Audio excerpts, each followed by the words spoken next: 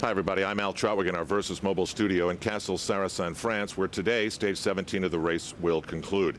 The greatest honor in cycling is to wear the yellow jersey, le maillot jaune. The greatest dishonor is to literally have it ripped from your body just days from Paris. That now is the case for Rabobank and Denmark's Michael Rasmussen. We'll explain in a moment. And I hate to speak metaphorically, but essentially this is what happened. In the late 70s and early 80s, it's anybody's guess. Riders started dumping bad performances into the river of the sport. No one cared because downstream the money flowed.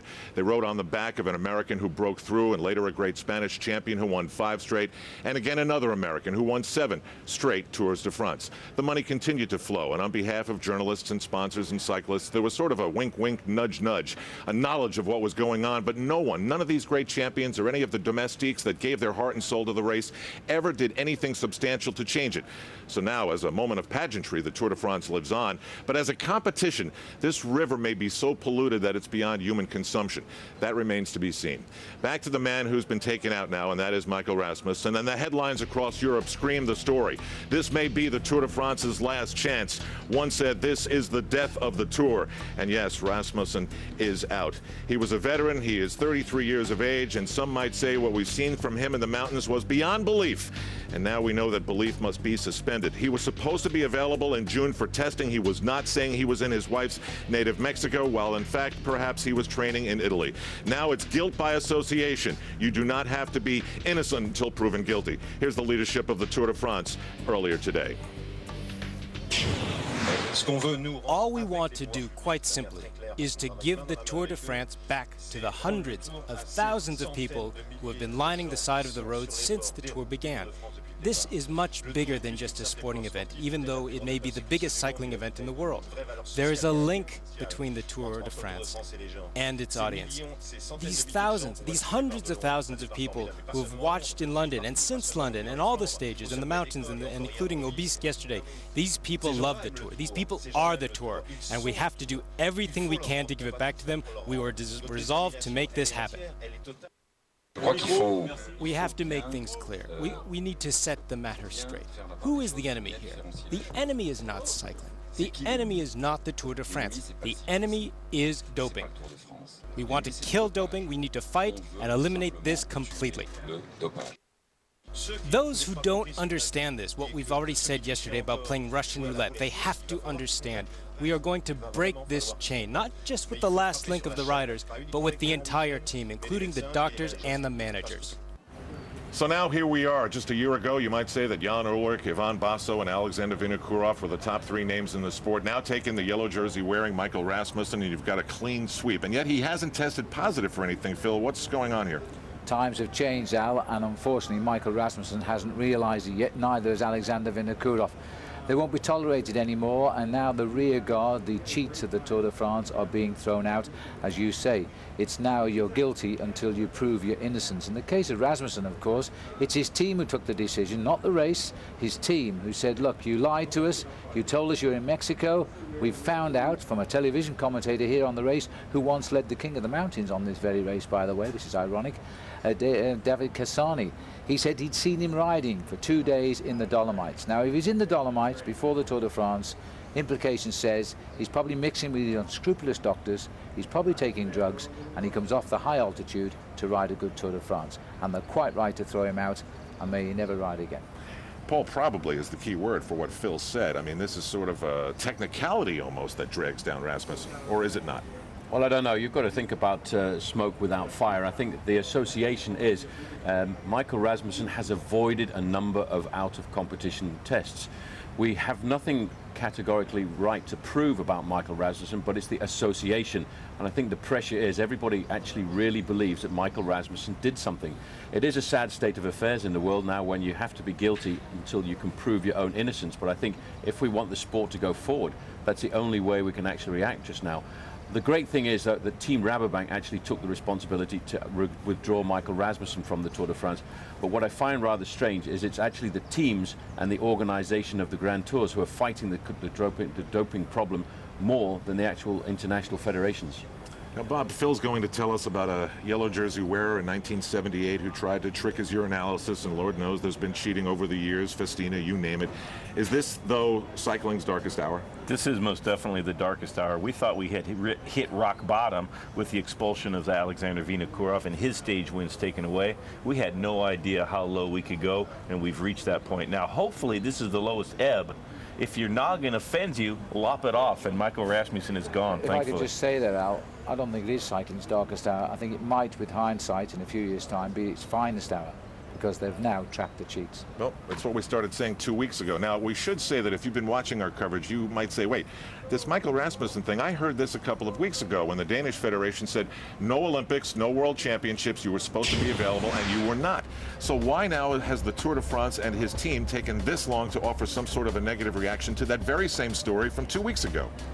Well, I think in fairness, the Tour de France, had they known that Rasmussen was involved in all these missing tests before they started, they'd have simply said, you're not riding, you're out of the Tour, and otherwise your team's not coming. They did not know about these missing tests, and neither did we. The stories never started until Rasmussen pulled on the first yellow jersey at Dean, and then newspapers started digging around. Of course, Rasmussen denied it. We have the situation with the American mountain biker who comes out the closet and accuses Rasmussen of having blood in the United States. One tends to believe the American mountain biker was right now. Paul, you and Bob are cyclists first, fans along the way, I would assume.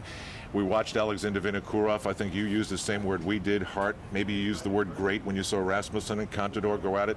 Do you have to filter things now? Do you have to really hesitate before you say great and courageous and filled with heart?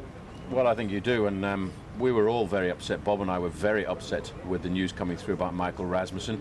I was probably more shocked and stunned by the performance of Alexander Vinokourov, because that was a massive surprise when we saw Michael Rasmussen out on the attack on a day which was phenomenal, and it's a day that we've seen him do over the last 3 years, and that's why we didn't really suspect anything when he made that ride on his way up to Tignes. The thing that really started to put a question mark in my mind was his individual time trial. That's his Achilles heel, it always has been. And catching and passing a man like Alejandro Valverde, all of a sudden you've got to think to yourself, is that really possible? And we're finding out now that it's not. Okay, let's assume then, it's always dangerous, that he went to Italy and did whatever. Now he's in the Tour and he tests totally positive, and turns out these performances. What could totally negative. Exactly, Yeah. totally negative. Yeah. What could he possibly have done that avoids detection and yet leads him to perform like he did? Well, that's a very good question. To speculate on exactly what the situation was that would have allowed him to do that, and also bring us to this point where his team takes him out without a positive test. They must have suspicions of their own, for some reasons we haven't heard about yet, that they have taken Michael Rasmussen out of the Tour. The organizers of the race did not ask them to do that. They voluntarily did that because of these missing blocks of time where he wasn't where he was supposed to be. And it fills you with dismay, and you want to give up. And then when you see the people out on the side of the road and they're looking for the yellow jersey, Michael Rasmussen himself has taken that away from those people today. There will be no yellow jersey out on the road. That's what we've heard so far. It will have nobody in the field wearing it. And so where is the due process for the people, for the fans? Well, Phil, it has to be the scariest thing, though, for the sport moving forward, that someone could maybe do something and not be detectable. Well, yes, I think that's why you go to the mountains, because you go to prepare, as they say. And you might take the blood booster EPO, you'll lift your hematocrit level, but once you leave those mountains and allow a 10-day period before you start the race, it doesn't show up anymore in the tests. Paul, who do we trust? The yellow jersey is still going to be won on Paris on Sunday, we think. Who do we trust? Do we trust Contador? Do we trust Cadel Evans? Because those questions, I think, have to be asked. Well, I tell you one thing, I watched Alberto Contador yesterday, and I'm sure Bob watched exactly the same way as I did. He went out with a goal, he wanted to try and beat Michael Rasmussen, but when he got to the top of the climb, he showed fatigue. His shoulders started to drop, his head started to drop. He showed the fatigue of a man who had tried everything but was tired. That's an indication to me that he was absolutely clean. As to is Cadel Evans. Cadel Evans was never able to match the accelerations of Michael Rasmussen in the mountains, and of course Levi Leipheimer has ridden a solid race without having to dig deep into his suitcase to look for something special to get him over the mountain. So I reckon the top three guys are now clean. And again, that's a well-informed gut feeling, but in this thing there is no 100% certainty. Now, Michael Rasmussen is out. Let's look at the race for the yellow jersey as it will exist today. We'll be talking as we continue about whether Contador ambassador wears the yellow jersey or whether he has to somehow earn his way into it. Michelob Ultra, though, will tell you that Cadel Evans is 153 back, Levi Leipheimer 249. His dreams of being on the podium now in a weird way could become real. Carlos Sastre, Jaimar Zubeldia, these are huge deficits now. We do have one 30-mile individual time trial to go right before Paris, so a lot could change. Valverde 10:18. These numbers are crazy, and they just make you wonder even more about what Rasmussen was able to do in the Alps and the Pyrenees. We'll take a break here on the Saab Tour pre-race show. Phil and Paul will stick along. We're going to make our predictions as well for who might win stage 17 as the Tour de France tries to get back to business. The 2007 Tour de France pre-race on Versus is presented by Saab. Once you've built jets, you don't build just another car. Saab, born from jets.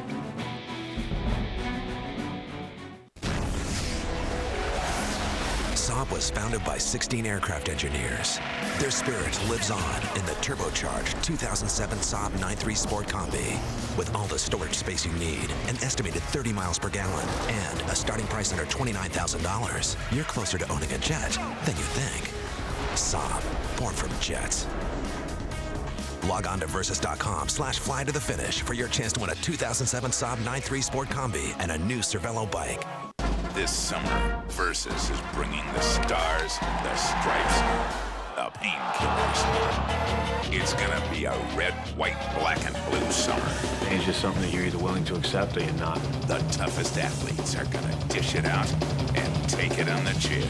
The competition is on, and the cost of victory is paid. The Versus red, white, black, and blue summer. The suffering continues. Pain's a good thing sometimes. All summer long.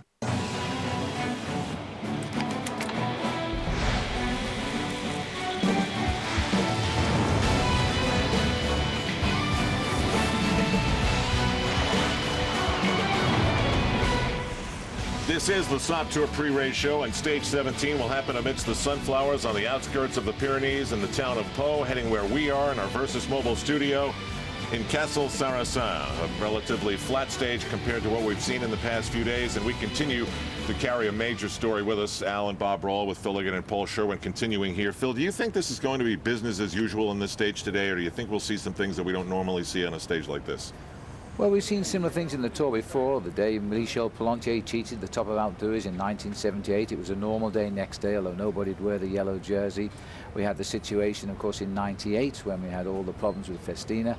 I think it will be as normal as far as the race is concerned, Al. Of course, the riders make the final decision, but what I am pleased about is it is the riders now. There's a growing, boiling turmoil within the peloton. They are against drugs now, and they're fighting everybody.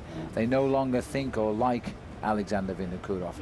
Okay, we proved nothing against Rasmussen. He's left the Tour. They don't like him anymore. Tom Bonan said it. He doesn't trust them now.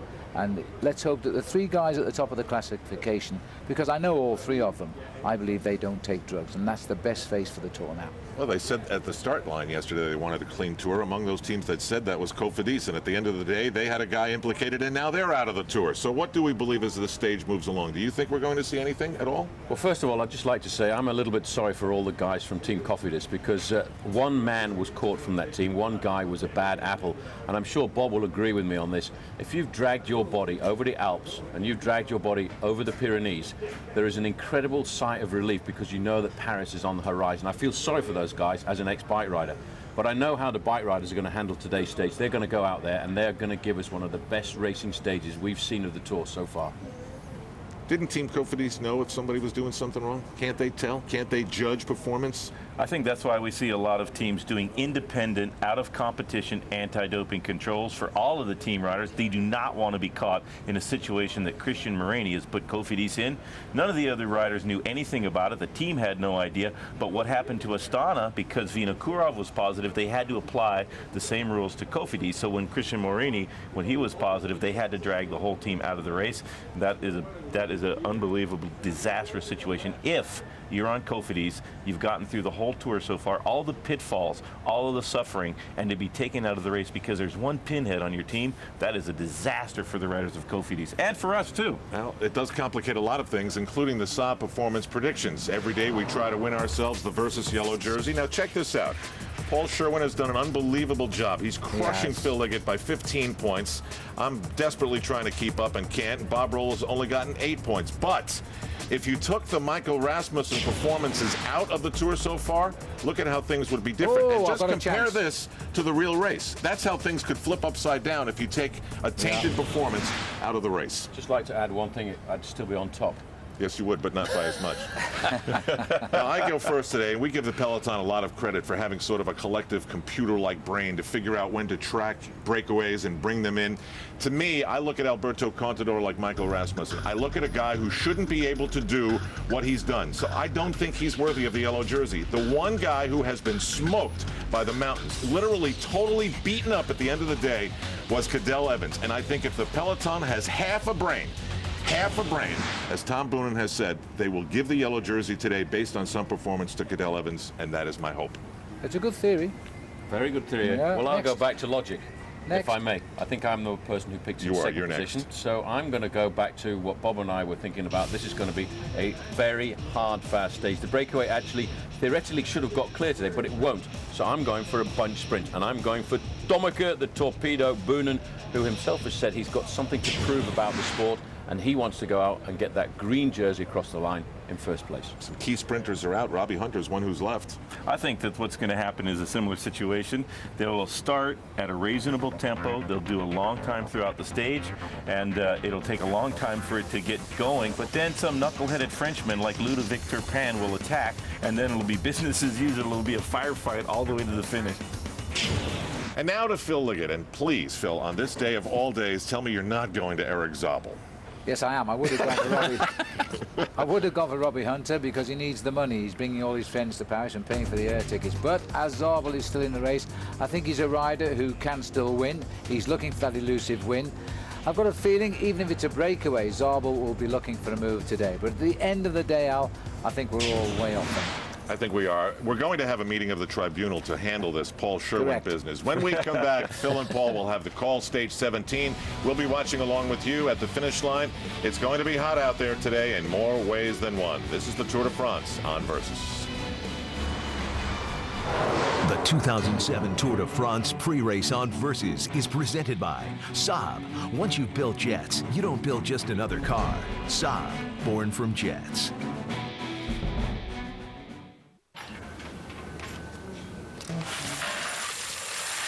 Want a shot at $100,000? Play new Subway Scrabble. Instantly win food. Or collect letters and play online to win trips, cash, and other prizes. Subway. Eat fresh. The Cervelo SLC SL is a pure breakaway machine. Learn more and enter to win this Cervelo Dream Bike at competitivecyclist.com. When you take it off, you're gonna like what you see. Scotch Blue Painter's Tapes. Yeah, when you take it off, you're gonna like what you see. Goes on easy, comes off clean, leaving professional paint lines. Looking good, you got to agree. Scotch Blue Painter's Tapes for delicate or multi-surfaces.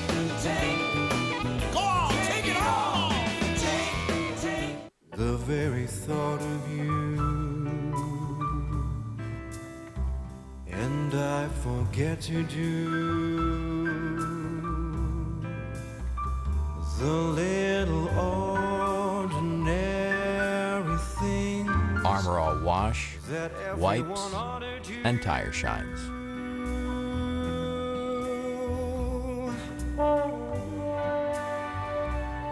Go ahead, stare.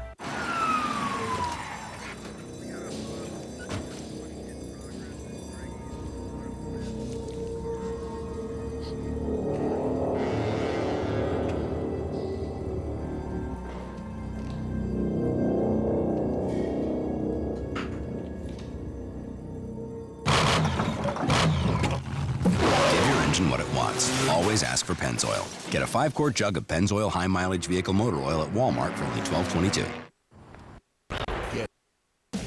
Bicycle Village, the ultimate bike shop. Bicycle Village has Colorado's largest selection of bikes, from tandems to trikes to top-end bikes. All the best brands and the largest selection. Over 1,000 bikes set up and ready to ride from the brands you want, like Trek, Specialized, Raleigh, Lightspeed, and more. Only Bicycle Village offers same-day bike service to get you back on your bike quicker. Plus lifetime tunes and an unbeatable performance guarantee on every bike we sell. And we always guarantee the lowest prices. Bicycle Village, the ultimate bike shop.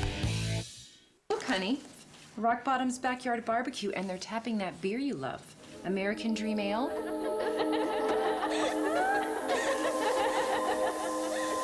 Hey!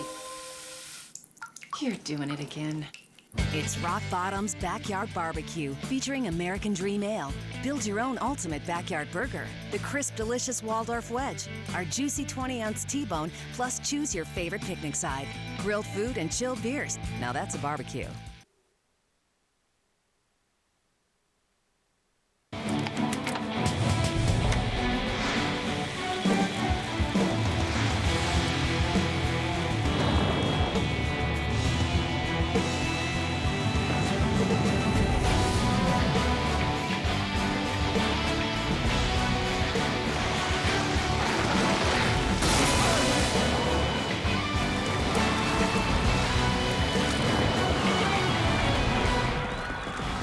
Yes, the mountains are behind the Tour de France. We're heading to the hot flatlands now. The race is turning north, heading towards Paris, and looking for a new leader of the Tour de France, following the exclusion yesterday of Michael Rasmussen after 9 days in the leader's yellow jersey.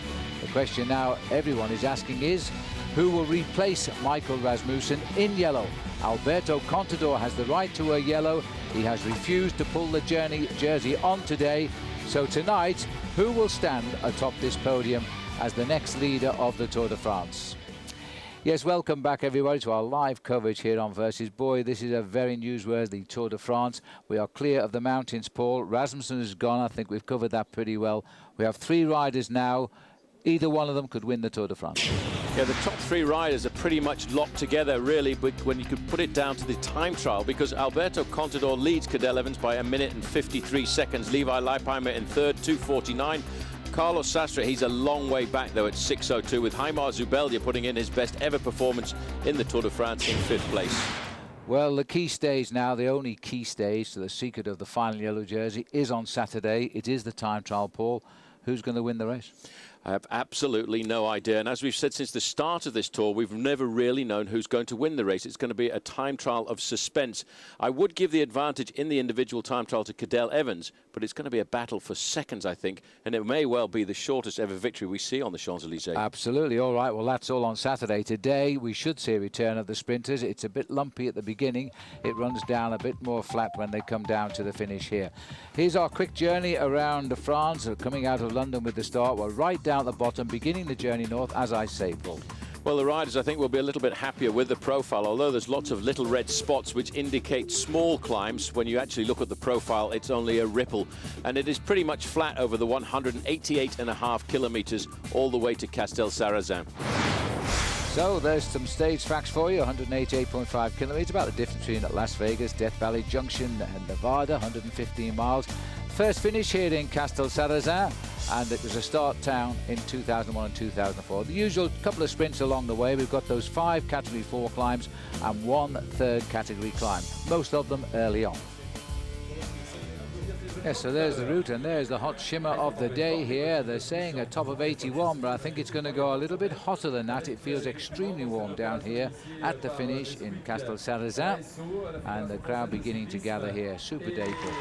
It's a brilliant day, ideal day for racing, but very tough roads in this part of France, especially when you know that the temperature is certainly going to soar. The riders leaving, and I think happy Phil to leave the Pyrenees behind them, but today I think we're going to see a fairly rapid run.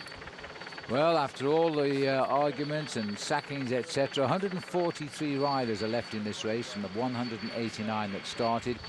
2 teams were abandoned, of course, but the 21 teams that started, 2 of them are still with all 9 men. They are Quick-Step and Gerolsteiner. That might be important today as they try to bring the sprinters down. As we look at the pictures, though, this is an interesting sign. This is the Spanish Case de Pont team trying to bring back a breakaway of 8. The feeling is because they want to try and bring this race back together, as they're planning now on trying to win the team race. Well, I doubt if they can win the team race because they're more than a quarter of an hour behind Team Discovery Channel in that competition, but they will certainly hold on to second place in that competition, which is worth about $20,000, 16,000 euros for the second team in the competition. So I'm sure that is something that's in the back of their mind. Look at the leaders. There's the list for Jens Voigt, Martin Elmerger, Bernardi, Rigi, Foten, Canziato, Tozato, and the man at the back in yellow, David Miller, who's been pretty active. We've gone over 5 of the climbs at the moment. Miller's won 2, Foten's won 2, and Tozato has won 1.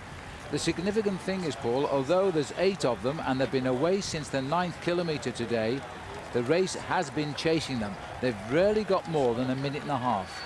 No, I think the teams at the front end of the main field have been quite happy to try and make sure this breakaway doesn't get too far off the front end of the main field. We got a chance to look at some heart rates on the route this afternoon. Mikel Delaz, Sergio Paulino is a fairly consistent supplier of his heart rate to us. Christian Knies, Ralph Grabsch, and of course Marcus Burkhardt. I'm just glad the pulses weren't on me last night when they announced the disqualification of Michael Rasmussen. We heard it about 11 o'clock here in France, and it stunned us to say the least. Rasmussen sacked by his team, as we say. Well, the peloton has gone out for just about its furthest deficit here at 2 minutes and 13 seconds. You can see it's all downhill towards the end today. Where the red marker is, we're just about in the feed. In fact, we are in the feed here, and there for Marcus Foten is his food bag. Well, it's an important thing to do. These riders now moving into the slightly flatter part of the course. They're going through the feeding station at 86 kilometers covered, and that leaves them with still 101 kilometers to go to the finish. I think we may well see a bunch sprint this afternoon, Phil, because I know in the main field there's a lot of riders that they're a little bit angry about what happened with the expulsion of Michael Rasmussen, taken out of the race by his team, Team Rabobank, who made a very brave decision to react to the information that he'd probably been telling lies about his whereabouts, because he wasn't actually in Mexico training, he was training in the Dolomites. That's right, and this is the team Case de Palm with George Hincapie, the odd man out on the left of our picture here, trying to just keep these escapers in sight. They've got a long way to go yet, just on well, almost exactly 100 kilometers to ride. So I don't think this breakaway is going to succeed. They have picked up most of the day's prizes. There's one sprint and one small climb left near the end. Well, this is the back end of the main field, always a very dangerous point in the race, but as they go through the feeding station here, we do know that the road starts to flatten out. All that remains up the road for the riders is one final sprint point at Solmiac, and then a small climb of 1.5 kilometers, and that's at around about 20 kilometers to go to the finish. I do have a feeling, though, today, Phil, that the main field are not happy with the breakaway succeeding, and they will try and pull them back down towards the end. Well, the 18th day of the Tour de France, no rider in the yellow jersey in the race of race leader today. By the end of the day, it should go on the shoulders of Alberto Contador, the 24-year-old Spaniard, but for how long, as he'll face attacks, no doubt, from Leipheimer and from Evans in the time trial. Well, as the riders head up into the area, we're in the area of the Three Musketeers here, all for one and one for all. We'll take a break, but when we do come back, we've got lots of chats from the start this morning with riders, and we'll be feeding those into the show as we unfold on the 17th stage. The 2007 Tour de France on Versus is brought to you by Star Motorcycles. We build it, you make it your own. And by Cervelo. And by Michelob Ultra. Live life to the ultra.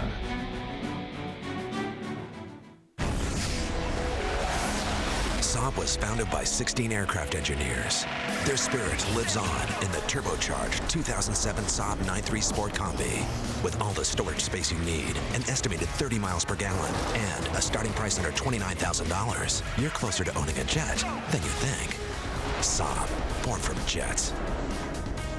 Log on to Versus.com/fly to the finish for your chance to win a 2007 Saab 9.3 Sport Combi and a new Cervelo bike. People are always asking us why we insist on making the strongest frames in the industry. It's because on the roughest roads, you need the confidence that the Pro Tour's lightest frame is going to get you on the podium.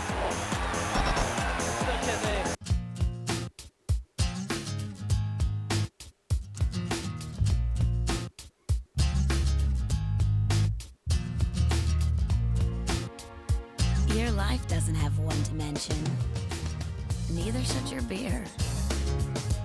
The rewarding taste of Michelob Ultra. Perfectly balanced and made for today. Live life to the ultra. The hotter the hot, the colder the cold, the greater the demand, the more you need Duralast. Batteries built to exceed the need. Built to last, Duralast. Only at AutoZone. The Tour's wild ride has the critics raving. The furious finishes and grueling climbs make for damn good television. And Ligggett and Sherwen are the best TV broadcast team in all of sports. Versus is there for all the surprises. Yellow awaits this rider. Disappointments. It is a huge loss. Mishaps. And fantastic finishes. The man off the back is going to win. The real drama continues. The Tour de France, Stage 18.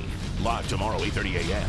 Only on Versus. They're all doing it. Even my car's been doing it. But everyone loves their cars. They'll never believe it. We have to do something. Esurance Auto Insurance can help. Calculate your carbon emissions and find out easy ways to reduce them. The average commuter produces a 3.4-ton cloud of CO2 emissions. By carpooling, you can cut that in half. Special agent, we can all do our part. The road to change starts here. Visit esurance.com/SOS to find out how you can help save some green.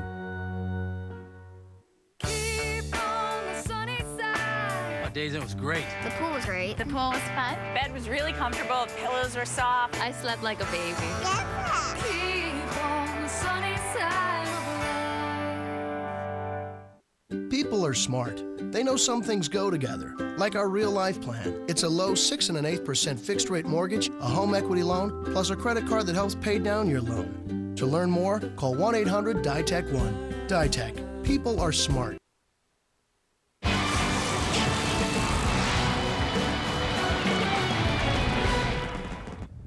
Welcome back, and this is the feed station here. Denny Menchoff has just got off his bike and has retired from the Tour de France. I think mentally he has been beaten here by what has happened within the Rabobank team. The exclusion yesterday by the team, let's not forget, of Michael Rasmussen. Menchoff was his big workhorse, should have been the team leader by his own right, but he chose, when Rasmussen did so well, to try and get him to win the Tour de France. So the 7th Tour de France comes to an end for the man who wore the white jersey in the Tour de France back in 2003. Denny Menchoff out, and the field now down to 141 riders. Well, this breakaway of 8, which got weighed just over 5 miles today. Jens Voigt, Martin Elmiger, Daniela Benatti, Daniela Righi, Marcus Foten, Manuel Pinziato, Matteo Tessato and David Miller has got a lead now of just 2 minutes and 31. That's the biggest lead they've had, because the peloton until just about 10 or 15 minutes ago had been limiting their escape to about 1.5 minutes. So they're starting to pull away. It is a gorgeous day here. It's extremely hot. This is one of the hot areas of France here. We're in D'Artagnan country, home of the Musketeers. It's always warm. Very curious this though, Paul. Case Dapon are dragging this race along. Just can't think of any other reason. As you say, they're 16 minutes behind in the team race, in 2nd place. And they don't have a sprinter of note on the squad, so I don't see the point here. Well, the only reason is they need to get something out of the Tour de France, and there is a big prize for 2nd place in the team race. It's 15,000 euros, and for them it's a big pride as well. For the Spanish teams, they've always looked at the team classification as an important classification, and who knows, on a day like this, you must never forget that Alejandro Valverde is not a bad sprinter, and he could well be looking to try and get himself a little bit of glory out of a situation like this. Well, there's the peloton, rather small today, isn't it? We've got 8 riders up front. All of the rest are here as we race now towards the finish at the Castelsarrasin. 59.7 miles to go. So plenty of boys in black at the front. This is Valverde's team. It's been very disappointing, I think, Valverde this year. He came here as a bit of a star, but one man that rode brilliantly yesterday, well, not one man, but the team who rode brilliantly was Team Discovery Channel. And they've been rewarded with the leader now, and the other top man on the team is Levi Leipheimer. And he, yesterday, was our star motorcycles ride of the day to the top of the Col de Bisque. Just look at this here. Levi Leipheimer was sent out to soften up Rasmussen, and he kept on launching those attacks, not thinking of his own finish, and he paid the price a little bit here because he fell back having done his work, but he didn't give up and he got back to the two leaders, Contador and Rasmussen, and even tried to lift the pace again. He still got second place on the day. It would have been first, of course, if certain things had happened. That's our Star Motorcycles Ride of the Day. Back with the big boys, 8 leaders here. Still nosing out, Paul, 234, and going forward now. And, well, all our viewers know by now, after watching the race for nearly 3 weeks, when you get a breakaway, you always have Jens Voigt in it. Well, Jens Voigt, the big rider on the right-hand side there in the white jersey with the black sides to it. He is a tough man, and he always looks for the breakaways like this. And he's one of those riders that, despite having an accident yesterday on the race route, he crashed on one of the descents, he's ready and prepared to go out on the attack again today. He looks for moves like this, and he seems to excel, really, Phil, in the very hot weather conditions, because it was on a stage like this, not too far away from here last year, that he got in a breakaway that finished 30 minutes ahead of the main field. Well, he'll keep on trying, and as often does, one day he succeeds. Paragliders have just landed as the Tour de France goes by here, and Voigt driving them on. But I think it might be one of those fruitless trips today, Paul. 95 kilometers to race, 2:38, the latest gap coming at us. And that peloton not driving on. Take a look at David Miller here, back in his long sleeves, because we are back in the hot sunshine. And this strange allergy he's got, which really drives him crazy because he has to keep scratching his arms. He's rightly covered them up, but it must be terribly uncomfortable to ride like this. There's a nice view over the area. We're heading to the Tarn and Garan department today, and the Gers. Just looking out there, everything is looking beautiful. Nice road down there. That's the Tour de France route. Plenty of people still on the race route. Whatever is thrown at the Tour de France, the people, thankfully, do not turn their back on it. We'll continue on the road to Castelsarrasin. Blockbuster Total Access. Like Netflix, you get unlimited movies straight to your mailbox. I got a movie. I can't wait to see that movie about the Queen. You mean this movie? My Place in a Few? Sure. But with Blockbuster Total Access, you can do something you can't do with Netflix. Exchange your movies for new ones right in the store. No extra charge, just in case you need them. Hi. Movies through the mail plus movies through the store. One low price. That's Blockbuster Total Access. Get a free trial at your Blockbuster store or blockbuster.com. Prices they got in here. $8 candy bar, $11 for a can or two. Now, it's prices like these that's keeping folks from living the high life. Sir, where's your beer section? Thank you. A good, honest beer at a tasty price. That's what we stand for. Clean up on aisle common sense. Hey, let me grab this. That's how we do it. Get in and out, boy. You just lost your right to sell Miller High Life is what you did. Did you know you can start your own business for less than $25? It's a proven system that has worked for people for over 50 years. This past year, I did $250,000 in sales. SMC has a huge warehouse with thousands of fast-selling products.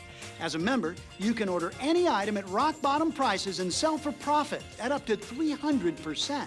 No sales experience needed, and you can start part-time or full-time. Start towards a better future today.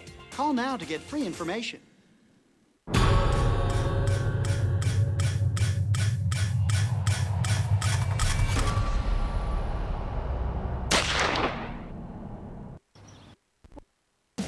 Bicycle Village, the ultimate bike shop. Bicycle Village has Colorado's largest selection of bikes, from tandems to trikes to top-end bikes. All the best brands and the largest selection. Over 1,000 bikes set up and ready to ride from the brands you want, like Trek, Specialized, Raleigh, Lightspeed, and more. Only Bicycle Village offers same-day bike service to get you back on your bike quicker. Plus lifetime tunes and an unbeatable performance guarantee on every bike we sell. And we always guarantee the lowest prices. Bicycle Village, the ultimate bike shop. Look, honey. Rock Bottom's Backyard Barbecue, and they're tapping that beer you love. American Dream Ale.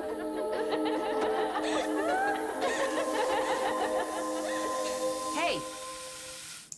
You're doing it again. It's Rock Bottom's Backyard Barbecue, featuring American Dream Ale.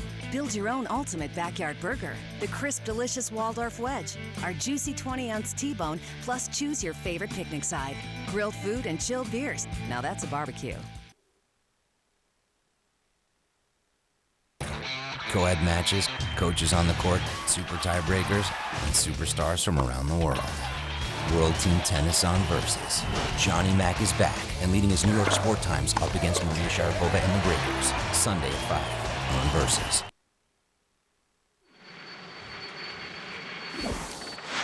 Welcome back. Our coverage of the Tour de France. Don't forget, we'll keep you bang up to date with all of the happenings on the Tour de France. Just go to versus.com, and also you can chat with your fellow mates in our cycling enthusiast pod room there, and everything else with the Tour de France itself has been pretty controversial, and we try to be first with the news. Versus.com on demand.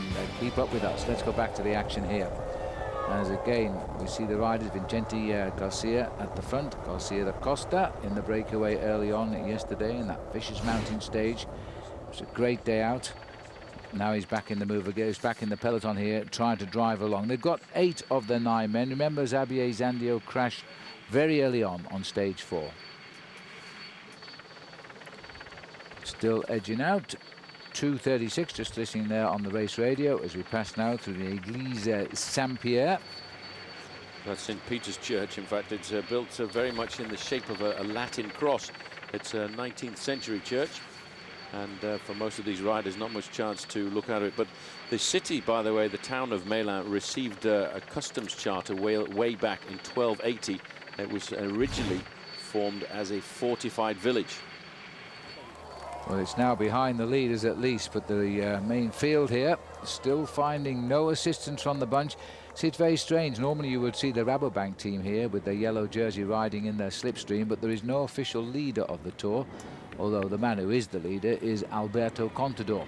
And early on today, when they did start off, it was in fact the Team Discovery Channel who were up at the front of the race. But they seem to be allowing the just in battle amongst teams and the sprinters, because you can gamble now. You've got the leader of the riders on your team, but the sprinters will want to keep this race together for the big sprint.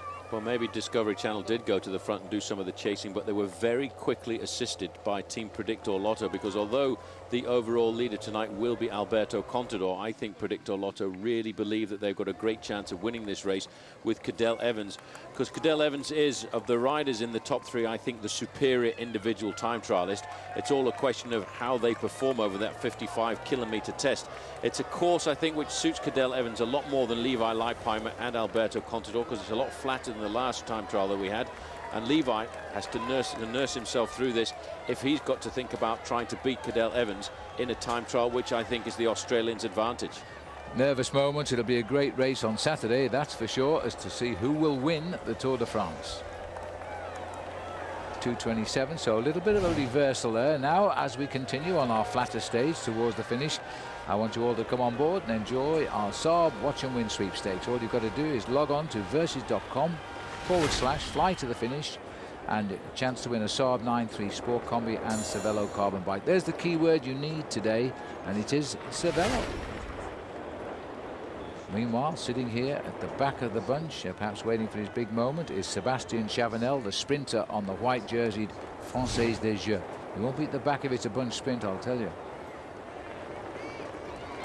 This is the most beautiful area of France here. Undulations, it's home of the lavender and the scent, and of course it is very agricultural as well. They've been off to a good start today, Paul. We've been whipping along at around 44.6 kilometers an hour average. That's about 27.5 miles an hour. Well, I think fast. Whenever you get a situation like the Michael Rasmussen affair of yesterday, and I know it's probably one of the worst affairs we've had since the 1998 Festina affair, and then you go back to the affair of 1978 and Michel Poneltier being taken out of the race when he was the overall leader. The day after something like that, the riders seem to really want to get out there and race hard. It's as if they're using that racing as a method of putting all of their pain and anguish to the back of their minds and just getting on with just thrashing themselves to try and put all of that behind them. There is that air of embarrassment too, I think. The riders know the world is pointing the finger at them. Nobody believes that any of them are riding without taking drugs, which is absolutely untrue, but that's what they feel. And now as they're racing along here, getting on with their jobs as professionals, they've got to ride through this, and they've got to put the Tour de France back at the top of the sporting list and bring back its credibility. And let's hope that over the next few days we do just that. So as the riders now work together, here's Marcus Foten on the far side. He was locked in a great battle at this stage last year with Damiano Cunego for the white jersey. Remember the last day time trial? In fact, the advantage went across to Cunego, who finally ran out the winner of the white jersey competition. Vive le Tour, and we all agree with that. See you in a moment. Not on the abdomen, Cameron. Hi! This is Matthews. I'm Steve, your Progressive Claims rep. I inspected the damage on your car, and you're all set. Oh, thanks so much for coming by. My insurance agent recommended Progressive because you do this kind of stuff for free. I have 4 boys, so the smallest errand is just... No problem. You know, okay, thanks so much. Bye. With Progressive, saving hundreds is just the beginning. Contact a local independent agent to switch today.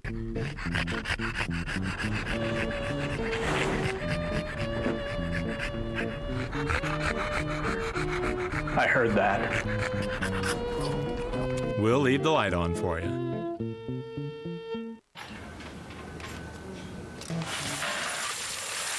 Want a shot at $100,000? Play new Subway Scrabble. Instantly win food. Or collect letters and play online to win trips, cash, and other prizes. Subway. Eat fresh. The very thought of you,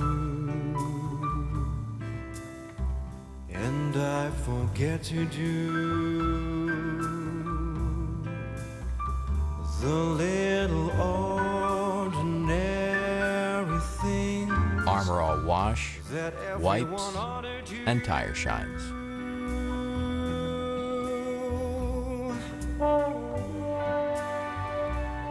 Go ahead, stare.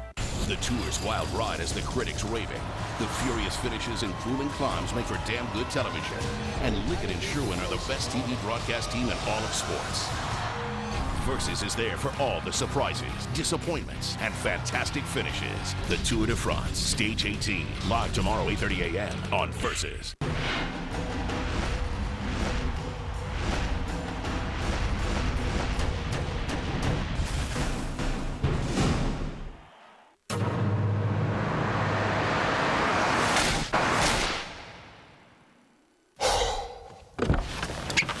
Who wants to be stranded with a flat tire? Changing tires out here could be dangerous, but with these tires, I don't need to worry. Well, I guess I'll be on my way.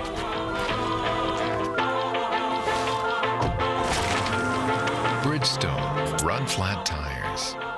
Bridgestone. We know what men like. Mitchum Smart Solid. Powerful protection, unbeatable against white residue.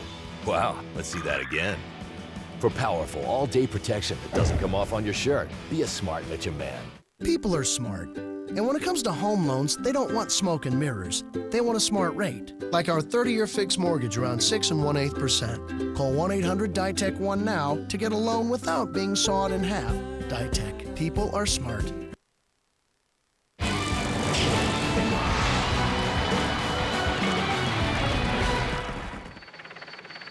Welcome back as we look down here at the beautiful church here at the town of Simor. This is a fortified church built of brick in the 13th century. And this is just one of many along the route today as we look at the beauty of the Tour de France winding its way up to the finish in Castelsarrasin today as it comes away from the Pyrenees and Pearl. Well, as you know, there's no yellow jersey in the race today. Michael Rasmussen excluded by his team last night for misleading apparently as to his location before the Tour started.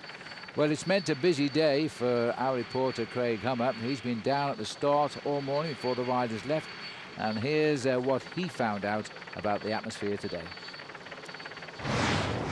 I've spoken with a number of directors and riders here this morning trying to gauge the mood of the peloton, and it is really threefold. Obviously, the first is shock. Many cannot believe the news of the past 24 hours and the fact that the yellow jersey has left the Tour de France. The second is really one of apprehension, meaning the riders don't know where the next drama could come from and whether or not they're going to be blindsided again. But the third and probably most important thing that I found out this morning is there really is a feeling of hope, because everyone I have spoken with has said one less person who cheats in the peloton is a good thing. Well, we all echo that, and I think I really feel that I came to the Tour de France feeling full of optimism rather than pessimism because of the way they were trying to catch the cheats, and I've no reason to change that because the system is working. We are catching the cheats, and it doesn't matter how big the names are, we're not afraid to get rid of them. That's important. Well, looking at the peloton here at 2:37, Paul, you know, one of shock this morning. Riders couldn't believe it. One of apprehension. Who next, perhaps? But I think the biggest feeling at the start was one of hope amongst the riders that they were catching the dopers. Well, I think when you look at the way it's come out throughout the whole of this Tour de France, it has been isolated incidences within teams. There was Patrick Sinkiewicz, first of all. Let's not forget that that was outside of the Tour de France structure. It was an out-of-training competition. Then came the rumours surrounding Michael Rasmussen, which got deeper and deeper. The rumours became so strong that eventually the team could not disregard them and had to ask for his exclusion yesterday. But I suppose the biggest shock to all of us really was Alexander Vinokourov, because in the sport of professional cycling and amongst all of the bike riders, he was a fairly respected professional. And who knows, what we will think now is that he was taking drugs throughout his career. It may well be something that he was tempted to do as he approached the latter part of his career at 33 years of age. He probably thought this was his last try at trying to win the Tour de France, and I think he was maybe just eaten alive by that desire to win one of the only events that he'd never won. Well, he made a big naive mistake, if that's the way it is. Stupid, as some people have said. But one thing's for sure, he's still going to fight that, and that's up to him.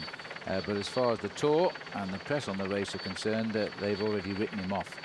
Well, this is the peloton of the Tour de France. There's the beautiful Cervelo bicycles on the roof of the team car here of Case de Pan, I think it is. No, it's CSC, I beg the pardon, CSC. And Jens Voigt is the man in the breakaway yet again, a man who's never been associated with drugs. He represents the professional cyclists on the professional committee, and he's always showing them how to ride a bike as well. Yeah, I have to say Jens is a big exponent in the fight against drugs, always has been. He's always waved the banner right at the front of the professional side of the sport, and he's always had a lot of good things to do and talk on behalf of all of the professional riders. And he's always been a man to look for the breakaway, and it's amazing to think he's in the breakaway here this afternoon, Phil, because he was involved in a very nasty crash yesterday on the descent of one of the big mountain passes in the Pyrenees, and for a long time I wondered if he was ever going to catch back up to the main field. That's right. I would have liked to have known his comments this morning when he found out about the latest situation in the Tour. That'll never take off. He'll never take off. Well, I think he was looking for chicken, but I have to tell him chicken's no longer in the Tour. Good point. Yes, I think it was Linus Gerdemann who's just dropped it back there. Linus Gerdemann, one day a leader in the road to Grand Bouillon. He wore it the next day on the mountain route to Tignes. Well, a bit of a chat there now. The boys from Discovery have moved up to the front here. Jaroslav Popovic having the word. Igor Martinez saying, all right, boys, he speaks the language. What on earth are you chasing for? What's going on? They obviously want time out. George Hincap is having a drink. Popovic is pulling off. Well, if they're taking a break, why shouldn't we take a break as the Tour de France heads on in the heat of the midday sun? See you in a moment. Sono Paolo Bettini, sono campione del mondo e campione olimpico. Chiedo il massimo dalla mia bicicletta. Voglio che sia ripida, leggera, bella e precisa, ma più di tutto che sia veloce.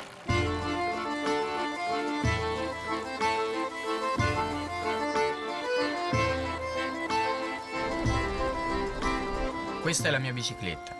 I am Specialized.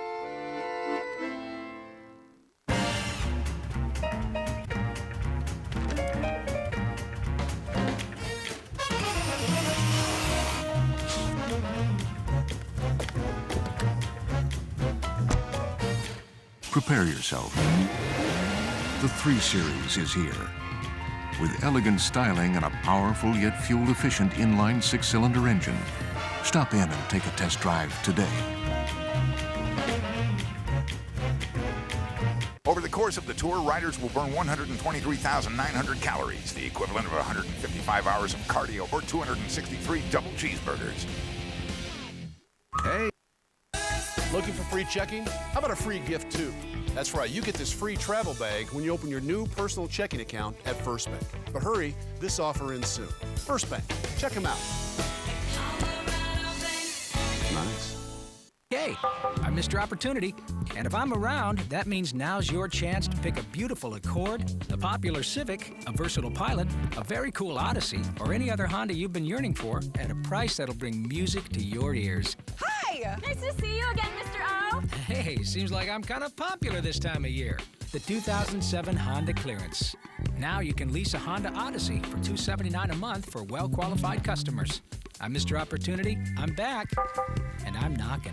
Some banks have policies where they automatically hold every deposit you make for days or even weeks. If that's not your idea of customer service, come over to First Bank.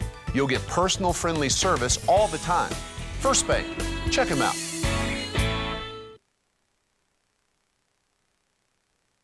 Scientific, it can be a chess match, or it can be a brutal, quick knockout that nobody ever expected it. Hopefully, Connie, you're still up for it. Baby, I'm coming. I'm coming after that bell.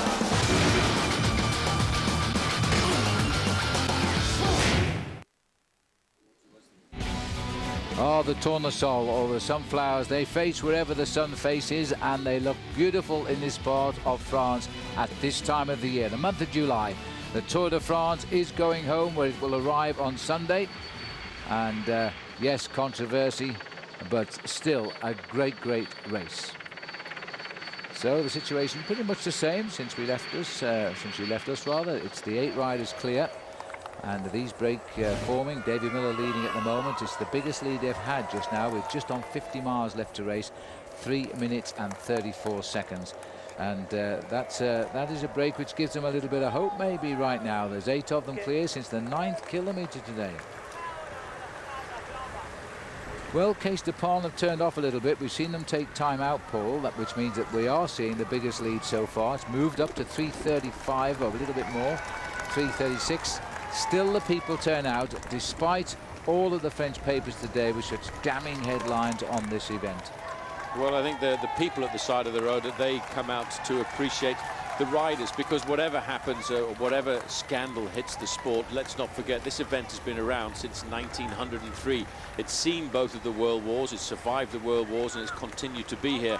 And the people know the history. They know that this is almost like a soap opera, and this year it's been one of the most dramatic soap operas that we've followed in recent years.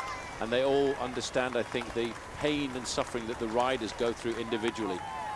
Yes, absolutely agree. People often write to us after the Tour de France is over and say they miss their soap opera because they've come familiar with the names of the riders, and they've followed a particular rider and his fortunes throughout the Tour de France. And of course the riders themselves, they make good friends or enemies over 3 weeks when they're racing alongside each other for 6 or 7 hours a day. And boy, it's a hot day today too, and they've not slowed down. We're averaging at the moment around about 45 kilometers an hour. So these boys have kept the hammer on today. It might ease a little bit now. There's signs of that as the peloton has fallen back to nearly 4 minutes. Yeah, I think the peloton now all of a sudden have decided enough is enough, and they're going to just allow that leading group their freedom this afternoon. They would like to have pulled them back into the fold, but of course for the top 3 riders in the overall classification now, with the exclusion of Michael Rasmussen, it's very important over the next I'd say 400 kilometers to just try and recuperate and get themselves ready from the battering that they've had in the Pyrenees, to come out and do battle again at the weekend in the individual time trial. Alberto Contador will look to try and conserve as much of his time as he can over Cadel Evans, and maybe even Levi Leipheimer, Phil, is nurturing thoughts of creating the big surprise in the final 55-kilometer time test. Well, yesterday, even before the announcement last night of Rasmussen being excluded, he was lying in 4th place. He said his target was still to be on the podium in Paris. Overnight, of course, he is on the podium in Paris at the moment in 3rd place. He'd like to make it 2nd or maybe 1st. Both Leipheimer and Evans are amongst the world's finest time trial riders, so that's going to be a great race on Saturday. A lot of nervous people. Australia have never had a man on the podium ever, and Evans is in the slot at the moment. This is the Team Discovery channel now. They're going to have to assume the leadership of the race. They lead it on the team race. Remember, they're riding without Lance Armstrong. The rider in the white jersey at the back there is Alberto Contador, because no yellow on today. And Contador, I think, tonight will pull the yellow on. Then we're going to see Team Discovery take control of this race on these stages. I think what's impressive there, you might just have noticed the rider coming up and handing out the bottles. That was Jaroslav Popovic.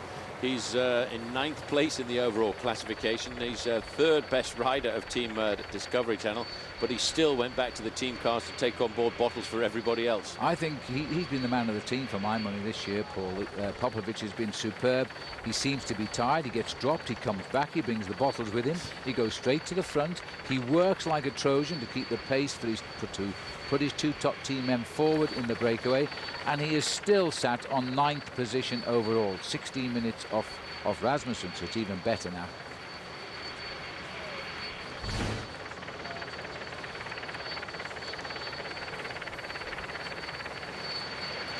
Well, as we watch the Tour course along here, let me remind you, the race continues through to Paris. Tomorrow it's stage number 18, the eve of the time trial. We're back with you at our regular time, 8:30 a.m. Eastern time. We're on the stage from Cahors to Angoulême. It's Angoulême where Showdown is on Saturday. It's a flat stage, really flat, and it's the last chance for the sprinters to enjoy getting a stage win before they cross swords on the Champs-Élysées in Paris. Don't forget as well our enhanced coverage at 8 p.m. tonight with Alan Bob, and of course every night towards Paris. So as the Tour de France continues through the Romanesque villages here in this beautiful area, always hot at this time of the year. This is Sherwen, which is a fortified village down there, and it features an old covered market, although it looks as though it might be closed today for the passage of the Tour de France. That's St. Peter's Church we're looking at, and the Chateau of Crabet, which is a private estate dating back to early 19th century. There's a little history on the village. We're back with the peloton of the Tour de France. We're heading for a break, and they are heading for Castelsarrasin. About an hour and 3/4 to go, I reckon. See you in a moment. 45755 5462. That is my real Social Security number. If you've ever worried about identity theft, it's time you got to know LifeLock. I'm Todd Davis, and I'm here to prove just how safe your identity can be with LifeLock. That's my real Social Security number. Is he serious? You're nuts, man. Can you believe this? Leading the way in identity theft prevention, LifeLock helps keep your personal information safe, even in the wrong hands. This is crazy. If anything happens for any reason while you're a client of LifeLock, we will cover all losses and all expenses up to $1 million. $1 million. You're going to protect me for $1 million? So call now or go online. Guarantee your good name today. Someone steals my identity. He goes into an RV dealership to buy this $82,000 RV using my name, my credit. Well, he didn't know that I had signed up for LifeLock. I get a telephone call, he gets arrested, end of story. We aim to stop identity theft before it happens. And I can show you how to guarantee Security, peace of mind, protection. That's what we all want. That's what LifeLock provides. every 3 seconds an identity is stolen. We're here to make sure it doesn't happen to you. LifeLock really does work. Call now or visit our website to guarantee your good name. You'll also see a huge reduction in junk mail and pre-approved credit offers. Okay, no junk mail, sign me up. Protect yourself, your family, and all you've worked for. Guarantee your good name now. I signed up. I'm locking it. My good name is safe. With LifeLock on your side, you can stop looking over your shoulder because we've got your back. Call now or go online. Get peace of mind. LifeLock guarantees your good name. The tour's wild ride has the critics raving. The furious finishes and grueling climbs make for damn good television. And Ligggett and Sherwen are the best TV broadcast team in all of sports. Versus is there for all the surprises, disappointments, and fantastic finishes. The Tour de France, Stage 18, live tomorrow, 8:30 a.m. on Versus.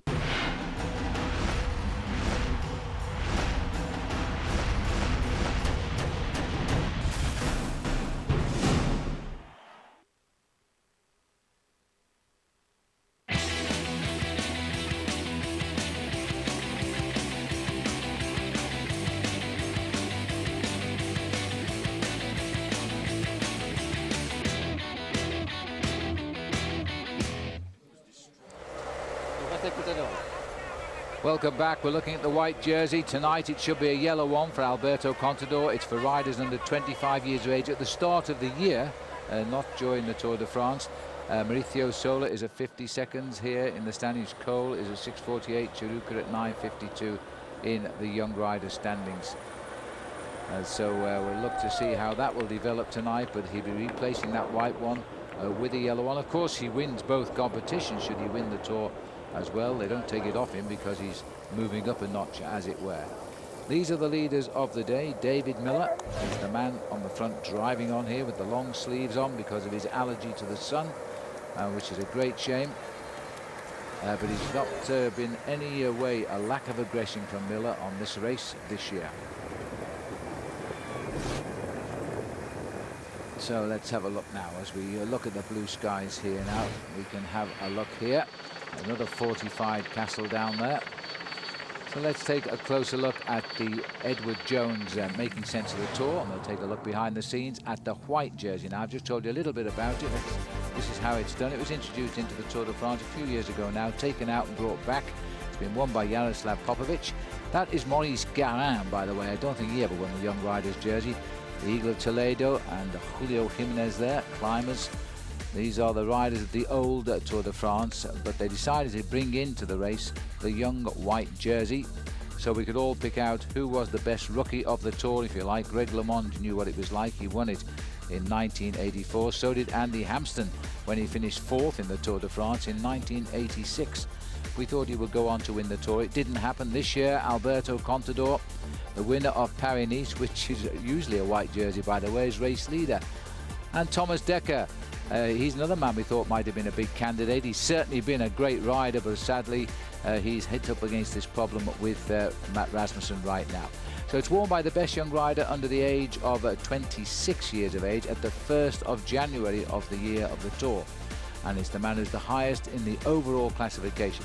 Does the same job as the yellow, but to claim it, you've got to be under the age of 26 on the 1st of the month of January. There you are. That's our Edward Jones making sense of the Tour de France. Back with the legs of Levi Leipheimer. Yes, there he is. In the podium position at the moment, in 3rd place overall. And thinking of that time trial now, and also thinking of helping Alberto Contador. Leipheimer has been brilliant in this Tour de France, overshadowed, I suppose, by Contador, his teammate. He's had to become something of a super domestique at times, and yet at the same time he's held the best ever position he's ever had in the Tour de France. So watch out. He's even looking after Contador today on his inside there. He's completely obscured, but there he is. And they're going to make sure that young man gets a best shot he's ever had in his life at winning the Tour de France on Saturday in the time trial. Be a tough call against Cadel Evans, who's a great time trialist. Cadel Evans, there's even talk of the Predictor Lotto team of Cadel Evans suing Alexander Vinokourov for loss of publicity, can you believe? Because Vinokourov won the time trial and has since been proven to have been blood doped. And Evans was second in that event. 5 minutes, we're nudging out now. White helmet, white jersey. I guess tomorrow it'll be a yellow helmet, yellow jersey as the gap goes up to 5 minutes 6 seconds. Nobody remotely near Alberto Contador because he danced his way through the big mountains and left them all literally hours behind. It'll be a massive rendezvous for him at the weekend when he tries to defend his lead in that individual time trial. While at the moment this leading group of 8, Phil, is actually starting to increase their advantage to a very, very serious nature, and it's gone over the 5-minute mark. I just had a gut feeling today that the breakaway would get caught, but all of a sudden Team Discovery Channel, I think, decided to call a timeout, and now all of a sudden you saw that move go from 1.5 minutes up to 5 minutes, and now I'm not sure that there's anybody in the main field will be happy to chase them down. Here we go, speeding through town. As the riders still finding plenty of people want to see the passage of the Tour de France. The gendarme with his yellow flag, yellow for danger, as he splits the peloton around that traffic island. 5 minutes 10 at the moment. Plenty of water required in this area today. It is very, very hot indeed. It wouldn't surprise me if it's about 85, 88 degrees. Drink of water for David Miller. as he tries to get something out of the race because he's been on the attack on a regular basis. There is Evans. Nearest camera is Chris Horner. Horner himself having his greatest Tour de France as well. We'll take a break. Hi, my name is Femi Cancellara, and I told you a little bit something about the R3 bike. I was so happy to have it last year on the race, and it was the first time I had a bike like this. A lot of people, they say it's the best frame in the world. And the very thought of you, and I forget to do the little ordinary thing. Armor All wash, wipes, and tire shines.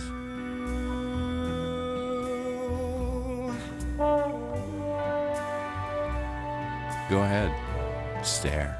People are smart. They know some things go together, like our real life plan. It's a low 6 1/8% fixed rate mortgage, a home equity loan, plus a credit card that helps pay down your loan. To learn more, call 1-800-DITEC-1. DITEC. People are smart. Who would you rather have sex with, Flava Flav or David Hasselhoff? I think I'd have to choose David Hasselhoff. Okay, fine. Let me change it up. David Hasselhoff or Flava Flav without the clock? I still have to say David Hasselhoff. Okay, let me change it up. David Hasselhoff gets you from behind, or Flava Flav gets you from the front. Then Flava Flav. Chelsea is nailing Hollywood nightly. Chelsea Lately premieres tonight at 11:30 on E! Late Night. Look, honey. Rock Bottom's Backyard Barbecue, and they're tapping that beer you love. American Dream Ale.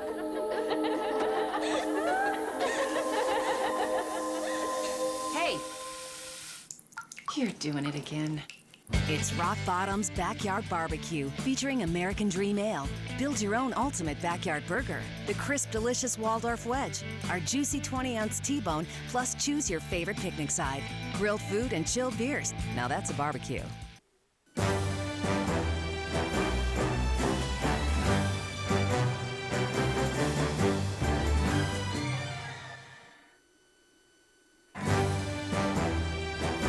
The fun begins where the road ends. Take a ride in the adventurous Toyota 4Runner. Get $1,500 cash back on a new 07 4Runner.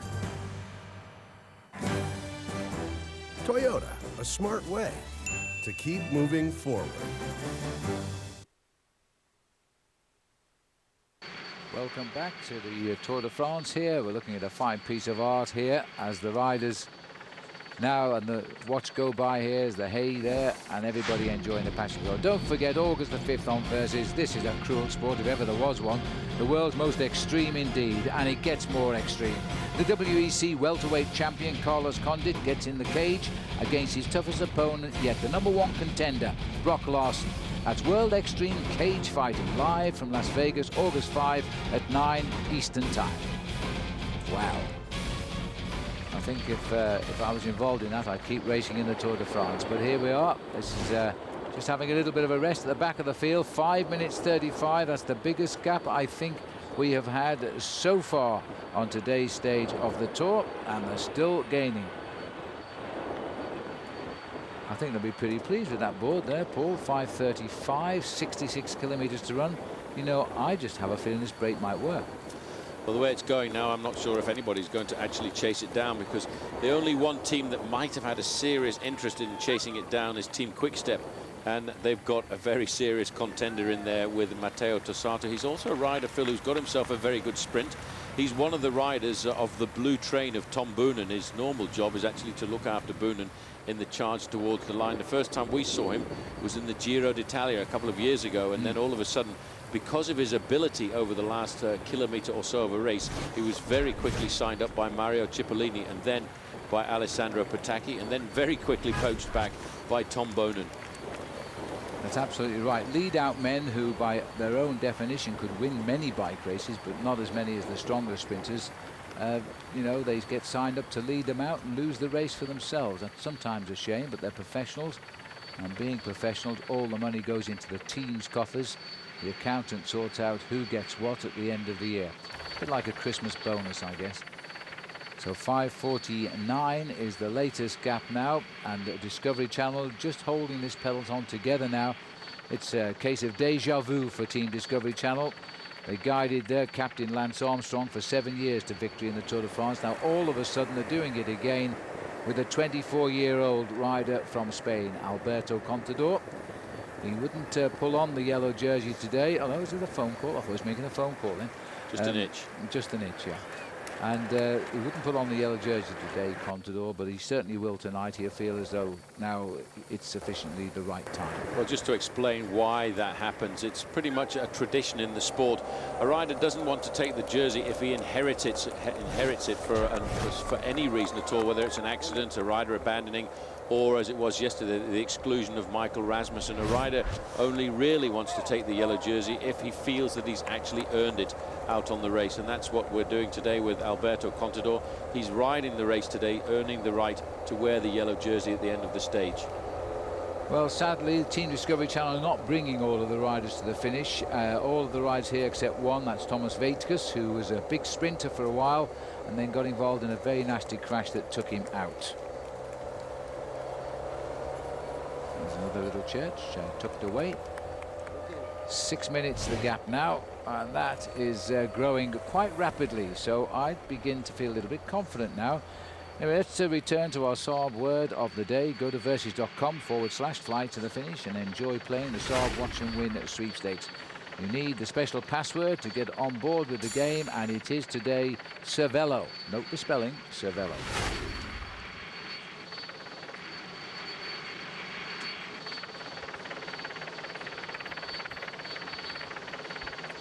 Helicopter comes over the crest of that little hill, and these pilots of these helicopters get quite artistic at times here. This must be almost routine today after dodging the high Pyrenees the last few days and staying with the riders. Now just coming across the fields here and looking for the peloton. 6:02. It's going up quite quickly. Well, I think everybody's decided that's time out now. Just at the back there, I saw Juan Antonio Fletcher. I feel a little bit sorry, Phil, really, for Team Rabobank, or the riders on Team Rabobank, because they must feel fairly cheated. You know, they've ridden such a phenomenal race since Michael Rasmussen took the overall lead to defend his lead, and they did it without asking any questions at all. They did it because he was the leader of the race. He was wearing the yellow jersey, and they dug very deeply into their suitcase of courage to keep themselves at the front end of the race and do the work necessary for him to stay there. And now all of a sudden, it's probably the feeling for those riders on Team Rabobank is they're probably feeling very much as if they've been kicked in the guts. Well, and they have every reason to feel that way, and I would feel exactly the same, to go all the way through this far and then find that your team captain you've worked for had been lying to the team, and the result of that was he was sent home. So 6 minutes 14, still nudging up. David Miller driving on here, and he's a man who deserves a stage win if ever anybody does.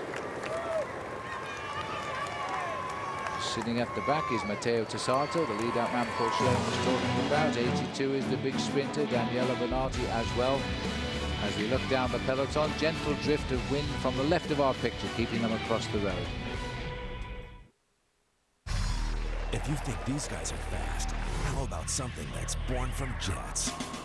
It's the Saab Fly to the Finish sweepstakes with an amazing grand prize, a Cervelo Soloist carbon bike, and a brand new Saab 9.3 Sport Combi. Just watch the Tour de France on Versus every day. Look for the code at the bottom of your screen. Then log on to versus.com/fly to the finish for your chance to win the Saab Fly to the Finish sweepstakes.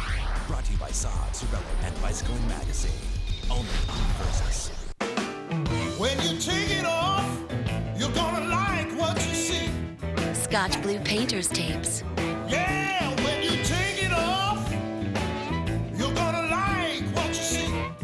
Goes on easy, comes off clean, leaving professional paint lines. Looking good, you got to agree. Scotch Blue Painter's Tapes for delicate or multi-surfaces. Go on, take it off.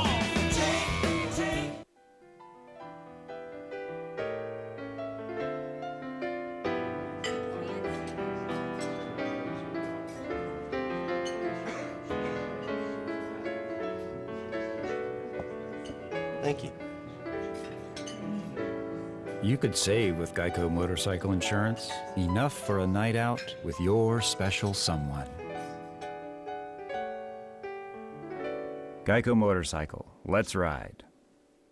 The Versus Red, White, Black, and Blue Summer crashes into August with a week of takedowns, tap-outs, brawls, and buck-offs. New episodes of WEC Wreckage and Tap-Out set a blistering pace starting Wednesday. The PBR stampedes back into the weekend lineup next Saturday. Brock Larson and Carlos Condit go Gladiator. World Extreme Cage Fighting is live on the 5th, and the welterweight title is at stake. Pugilistic Power is the program. Fight Night is live on the 9th. The Versus Red, White, Black, and Blue Summer. The suffering continues this August. Attention, all Medicare beneficiaries who need assistance getting around their homes. There is a Medicare benefit that may qualify you for a new power chair or scooter at little to no cost to you. Imagine one scooter or power chair that could improve your mobility and your life. One Medicare benefit that, with private insurance, may entitle you to pay little to nothing to own it. One company that can make it all happen. Your power chair will be paid in full. The Scooter Store.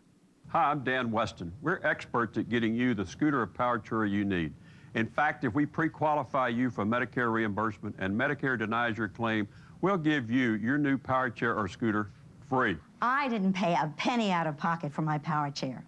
With help from the Scooter Store, Medicare and my insurance covered it all. Call the Scooter Store for free information today. Call 1-866-325-2440 for free information. That number again is 1-866-325-2440. 1-866-325-2440. The 2007 Tour de France on Versus is brought to you by Subway Scrabble with 2 ways to win. Play often, win often. Subway, eat fresh. Welcome back. We're looking at the leading 8 riders today. Biggest lead so far, 61 kilometers. That's about 38.5 miles to the finish. And we've got 6 minutes 29 now. That's the biggest they have had since they got clear at just 8 kilometers or so into the race. Still nudging out, Paul, 6:29, and the peloton, they'll know that their lead is growing. Jens Voigt will never stop working until they're right up alongside him from the peloton as the riders continue to race on. This is Gimont, and this, like all of the other towns in this region, they're all built around 1265. They were fortified then to hold off the invaders, and the Count of Toulouse acting on behalf of the king and the Abbot of Pontselve was here in 1265 to sort it all out. There's the Église de l'Assomption, which is the Church of the Assumption, and that was built in the 14th and 15th century. Well, the gap is pretty much locked in now at 6.5 minutes. And Team Discovery Channel are basically, Phil, just at the front end of the main field, setting a nice tempo, not worried at all, I don't think, about trying to pull that leading group back. And I think now, after a hard start to the stage where it looked as if they weren't going to let any breakaways go clear off the front end of the main field, I think they're now pretty much resolved to the fact that that breakaway of 8 is going to provide the winner of the stage.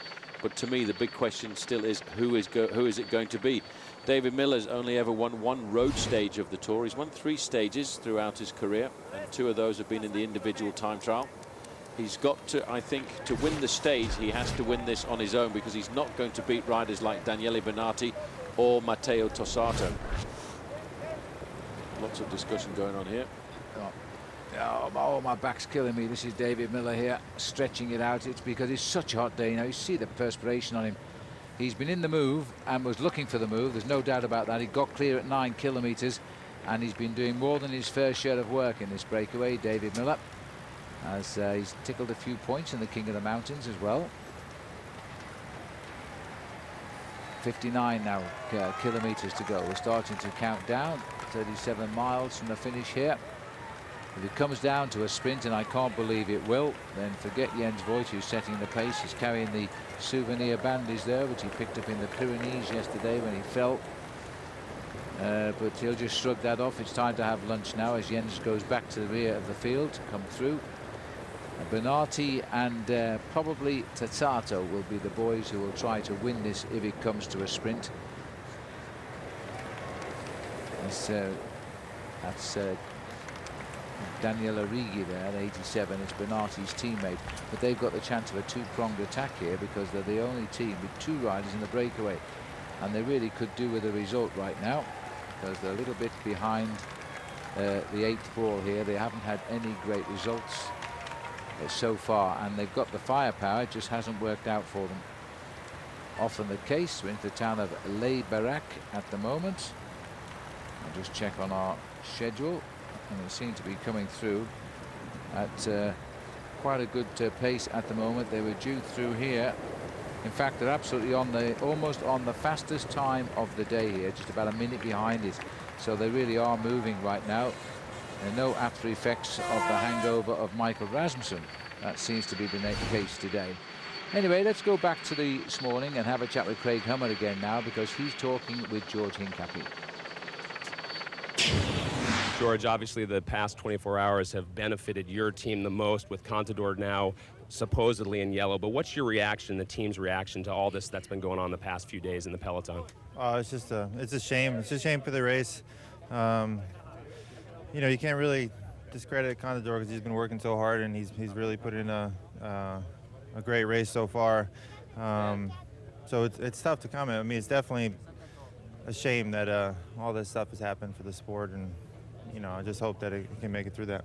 I know you guys are in the midst of focusing now on a bigger objective, which is to possibly get 2 guys on the podium. But has there been any talk at all about how cycling can come out of this? Thank you. No, I mean, we just got that news in late last night at midnight, so there really hasn't been any talk about it. I mean, I'm sure there'll be a lot more talk in the next couple of days. I know you don't want to take it this way, of course, but with Contador in yellow now, how much has that refocused the team and given it the ultimate objective of what you came to do? Well, we definitely need to keep focused now, because it's going to be up to us to control the race. And I know from personal experience that it's very hard work, so you can never let your guard down. There's going to be attacks from the gun, and we got a lot of hard work in the next couple of days. All right, thanks, man. Thanks. Cheers. All right, well, it's certainly going to be hard work, and they've got 2 riders to keep in the top 3 finish for Paris. First and third overall at the moment, Contador and Leipheimer. I'm sure first and second would be very much in their mind right now, and who would have imagined that? This Team Discovery Channel putting the first 2 riders on the final podium. That would be a result for sure, and it's certainly not impossible to imagine. Here's the team working away. Vladimir Gusev setting the pace at the moment. Had a great first week when he had the white jersey on his shoulders, which is now on the shoulders of his teammate Contador, who just seems to be riding along there as if he's going out for a Sunday training ride with his mates, looking very relaxed considering the pressure of the day.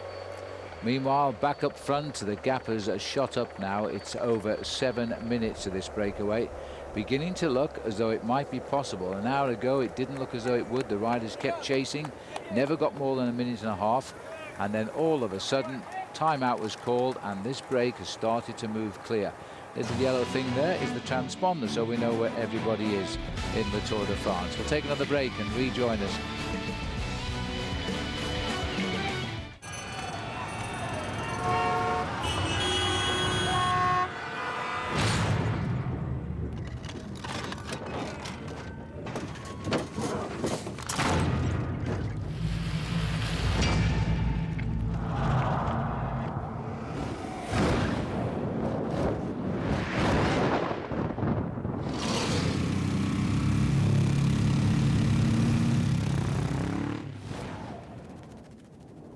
The very thought of you,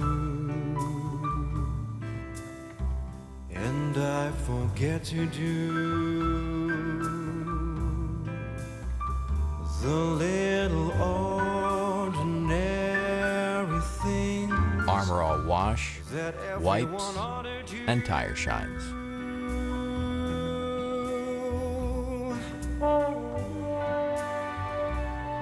Go ahead, stare. The Tour's wild ride has the critics raving. The furious finishes and grueling climbs make for damn good television. And Ligggett and Sherwen are the best TV broadcast team in all of sports. Versus is there for all the surprises, disappointments, and fantastic finishes. The Tour de France, Stage 18, live tomorrow, 8:30 a.m. on Versus. Hey!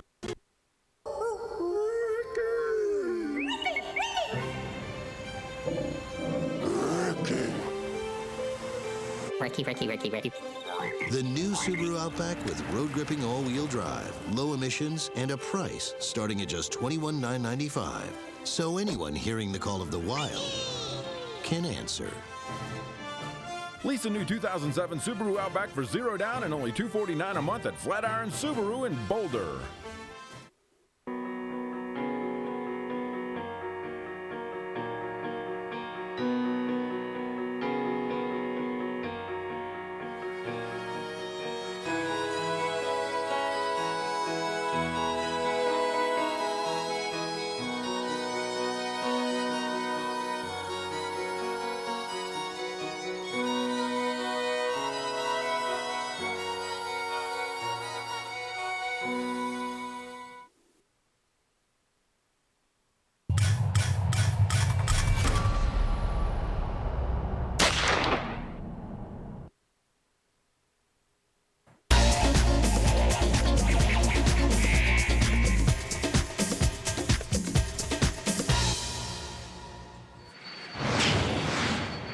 Yes, welcome back. This is Marcus Fulton in the breakaway, which is now heading up to 7.5 minutes here. Gerolsteiner bringing all 9 riders to the finish in Paris. The only other team to be doing that is Quickstep, led by Tom Bone and the boys. They've got one rider up here in Matteo Tossato, who grabbed a stage win last year. A little bit of a surprise, but he got it. And they'll be looking for it again. I think if this gap continues to climb, I think if it makes 8 minutes, they're not going to see it again.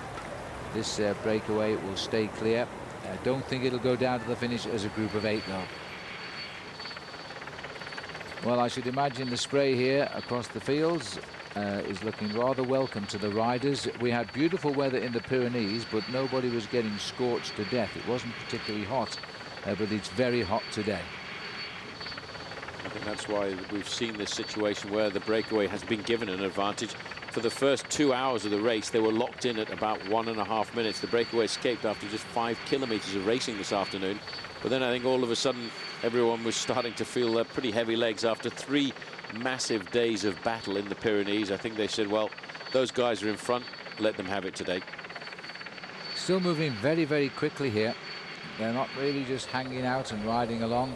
They're carrying the man in white, shortened to be the man in yellow. Officially, of course, the records will show he wore the yellow jersey today, but he's chosen to stay in white until tonight, and then he feels he's sufficiently distanced the situation of Michael Rasmussen to pull on yellow tomorrow. Then the next day is the time trial, and will he still be wearing yellow on the Saturday night? Now, that's the question. That is the big question, and we'll be monitoring every one of those time checks along the way in the individual time trial on Saturday to see whether or not he's going to. In the early part of his career, in fact, Alberto Contador was a very good individual time trialist. This man has done the job that he expected to do in the Tour. He's more than likely going to finish in 3rd place in the overall classification, and who knows, with a great performance in the individual time trial, he too could climb just one more step up on the podium. Well, he's had a couple of big time trial wins in America this year on what were big international races. He won the time trial and the overall in the Tour of California. He led that race from start to finish because of his great ability. And although he lost his chance in the Tour de Georgia, he won the time trial stage in devastating fashion there. So he is a great time trial rider, Levi Leipheimer. And all his folks are here. We know that because as we went to breakfast this morning, we saw the name Leipheimer reserved on a table in the corner, although we never saw the owners of the table. So they're following him now all the way to Paris. I'm sure it'll be a terrific end to the Tour, and a happy one. That's most important. That, I think, is the most important thing as we look around this magnificent area that we're making our way through here. This is the Chateau of Bartat, the castle which was originally built way back in 1544 by Guillaume of Salustre, who was born in Montfort, which is right here in the heart of the Gers. Well, James VI of Scotland was also involved in this one, and so I wonder if that's an omen today with the Scot Davy Miller in the breakaway. What a marvellous chateau. Well, whatever happens with David Miller in the breakaway, even if he doesn't win the stage today, he is actually going to end up planting an awful lot of trees in the African country of Mali, because Team Saunier Duval have decided that for every kilometre that a rider is in the breakaway throughout the Tour, they will in fact be planting a tree in the African country of Mali. So far, David Miller has planted 131 trees. And if he stays clear towards the end, he will end up planting 185 trees. Well, that is fantastic down there, Paul. Well, just look at that. I think every piece of farm machinery this farmer owns has just been put out in this field, and it's made up into a bicycle. Fantastic. Well, Levi Leipheimer is the man. Pressure's on. We'll have another close look at him and Contador when we come back. The time trial. The clock and road are constant, but this bike cheats the wind.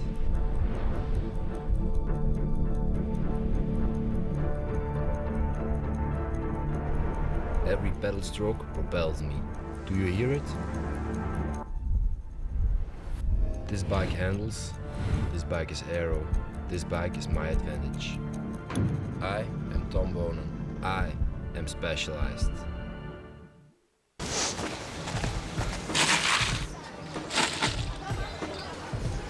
Okay, now what?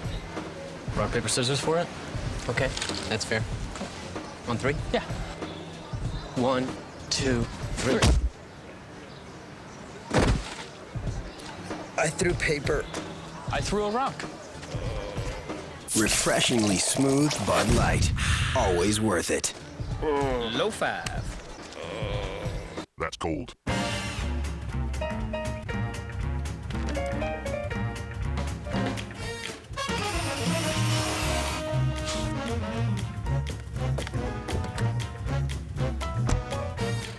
Prepare yourself. The 3 Series is here. With elegant styling and a powerful yet fuel-efficient inline 6-cylinder engine. Stop in and take a test drive today.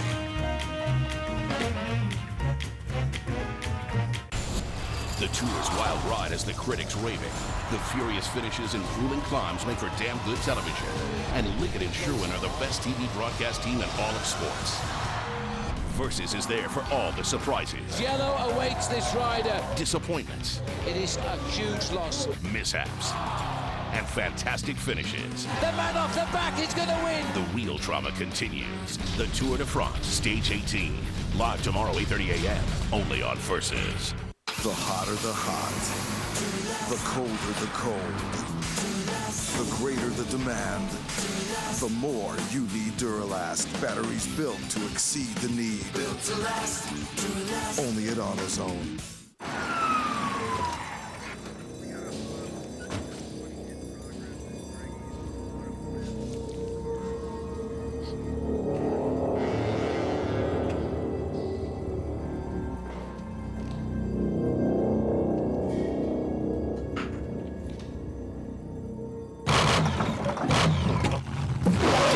What it wants. Always ask for Pennzoil. Get a 5-quart jug of Pennzoil high mileage vehicle motor oil at Walmart for only $12.22. People are smart. And when it comes to home loans, they don't want smoke and mirrors. They want a smart rate. Like our 30-year fixed mortgage around 6 1/8%. Call 1-800-DITEC-1 now to get a loan without being sawed in half. DITEC. People are smart. Welcome back. In case you're just joining us, of course, the yellow jersey Michael Rasmussen excluded from the Tour yesterday for deceiving his Rabobank team. Not at the moment under suspicion of taking drugs, but just not telling them his whereabouts when they thought he was in Mexico. He was in Italy, and he was seen by this man here, David Cassani, who feels a little bit bad about having, in effect, shopped the man Rasmussen, because he saw him training in the Dolomites, and he didn't know then that Rasmussen had said he was actually in Italy. That's the way life goes. David was a former King of the Mountains leader as well. Let's go to Craig Hummer now with Levi Leipheimer. Levi, arguably you had the best stage of your career yesterday with the latest news of the past 24 hours. Do you feel that Rasmussen took something away from you? You know, we're just all shocked, and you know, out on the road, he was the strongest, and we did everything we could to beat him, but there was nothing more we could do yesterday, and he showed he was the strongest, and I think we're just trying to move on and focus on the race. Speaking of moving on, in a few days from now, you have a time trial, which this podium still is very far from being decided. How committed are you to obviously getting onto the podium or moving up to it? Like I said, you know, we're all very focused on the race, and the Tour, you know, is going to roll on, so that's all we're thinking about right now is the next 4 days really. So all right, good luck today. Thanks. Levi Leipheimer there, not revealing too much, was he, as we chatted with him. This is Cadel Evans, not sure what he's doing here, having a chat, or maybe not having a chat, not too sure what he's doing there with the photographers. Our cameras pick it up with these live pictures as Leipheimer sits just down from the lead here, with his team doing all of the work. Maybe Cadel didn't like that camera coming up too close on his inside.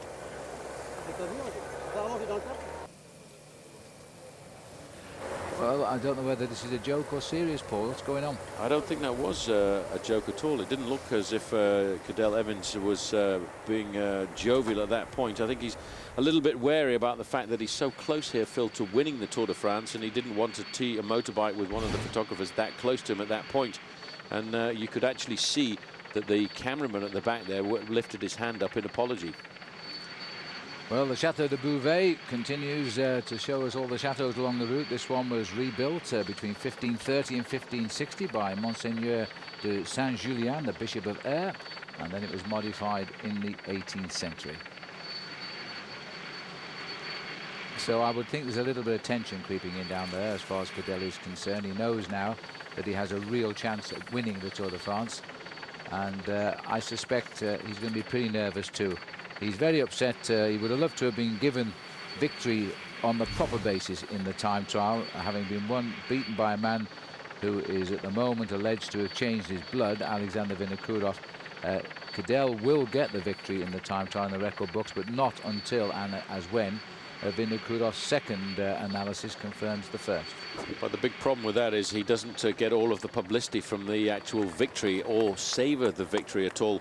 And that's why this morning in the newspapers there was talk that Cadell Evans and Team Predictor Lotto were looking to sue Alexander Vinokourov and Team Astana for that loss of publicity. But where will it end?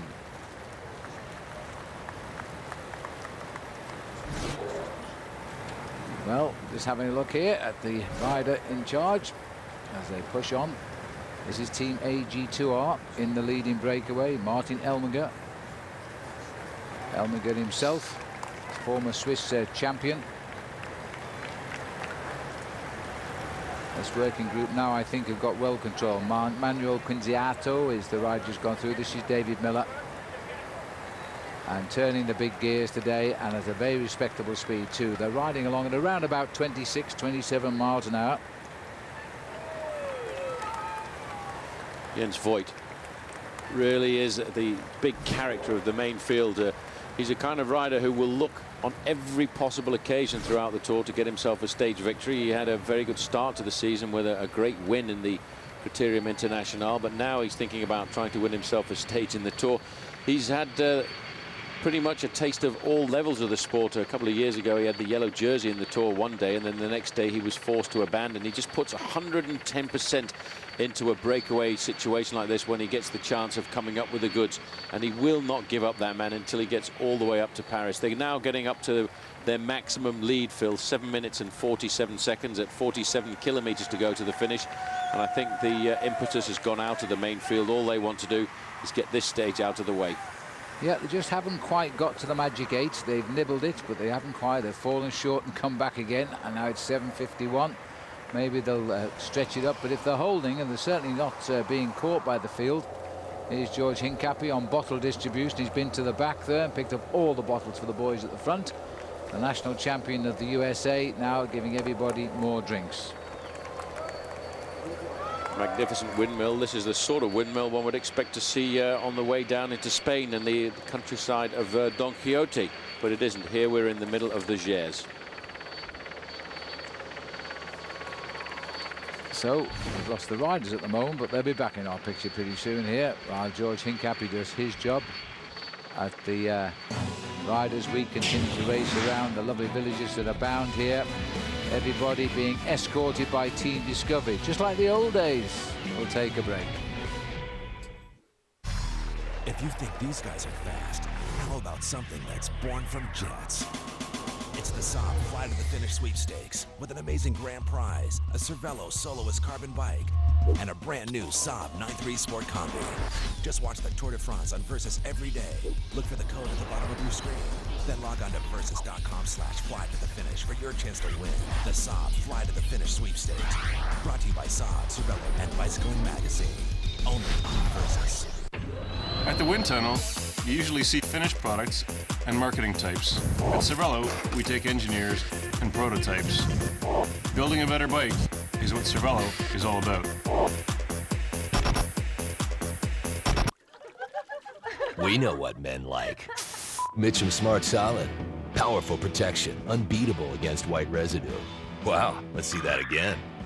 For powerful all-day protection that doesn't come off on your shirt, be a smart Mitchum man. Before they fight their way out of the cage, they fight their way in. Tap Out. They're searching the country for the next cage fighting sensation. Tuesday and Wednesday on Versus. Got a tough job, like building the all-new Longmont Toyota out here. You need a tough truck. The 2007 Toyota Tundra does its job, so these guys can do theirs. That's right, Longmont Toyota has outgrown its current location and is building this all-new facility for you, based on your needs.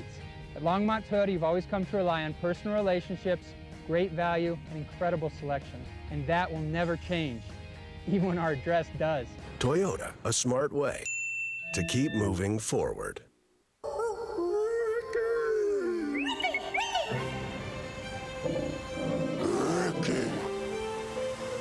Ricky. The new Subaru Outback with road-gripping all-wheel drive, low emissions, and a price starting at just $21,995. So anyone hearing the call of the wild can answer. Lease a new 2007 Subaru Outback for $0 down and only $249 a month at Flatiron Subaru in Boulder.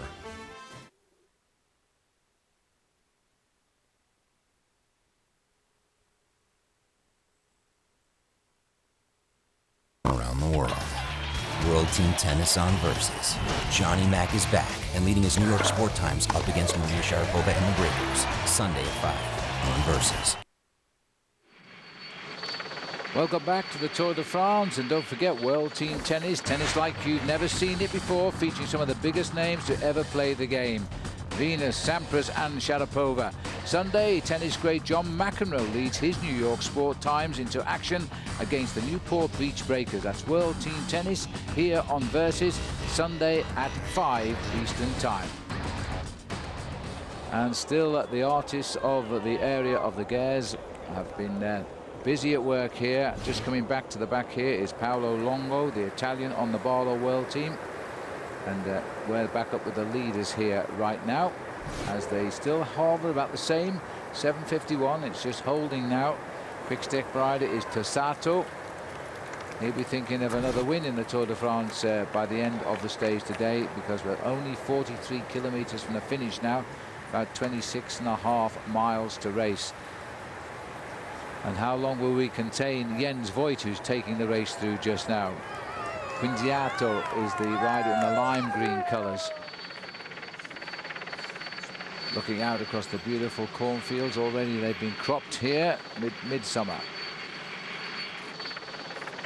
Into Solomiac at the moment, where there's a sprint down here, which will come and take us 42 kilometers from the finish. The department of the Gers. And the farmers have been doing well today, Paul. They've obviously brought all the crops in, and they didn't know quite how to stack the hay.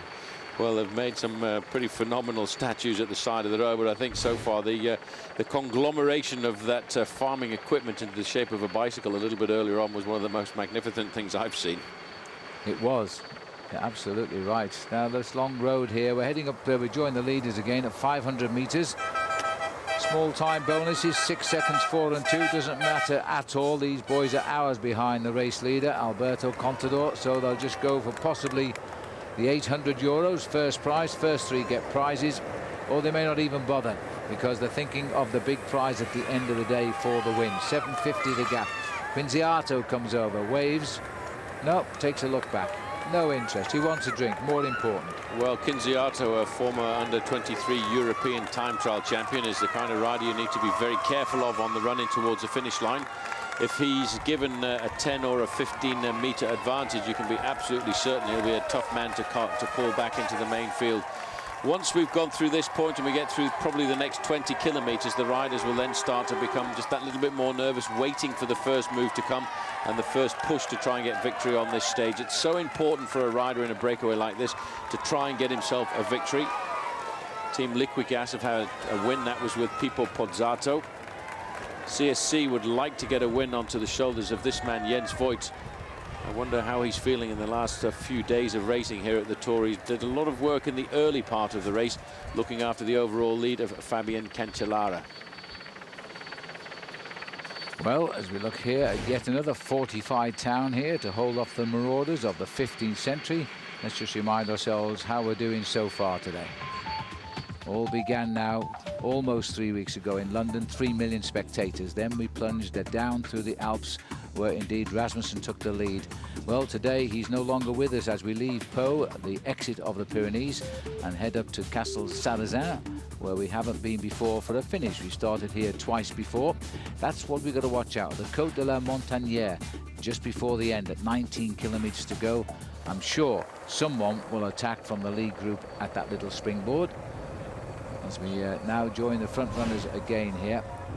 Always Team Discovery Channel, and the rider just passing through there was Sergio Paulino. silver medalist, a very surprised silver medalist in the Athens Olympics. He jumped away from the pack just before the finish, and he held them all off for silver behind Paolo Bettini, who got the gold. Well, Paul, that's 5 kilometres to go for the pack, and the boys are through at the sprint. So the lead's about 5.5 kilometres in distance. Yeah, it's a huge advantage. I must admit, early on in the stage, Phil, for the first 2 hours of the race, I didn't think the breakaway was going to be given its advantage. But all of a sudden, I think everybody's starting to feel the pain of what has been a very hard tour. We've had a massive race through the Alps, a great charge across the southern part of France, down through Marseille, then across the bottom part to the outskirts of Perpignan, then up into the Pyrenees. And all of a sudden, I think, with everything that's gone in the tour and all of the scandal that this tour has been subjected to, suddenly everybody's just turned off.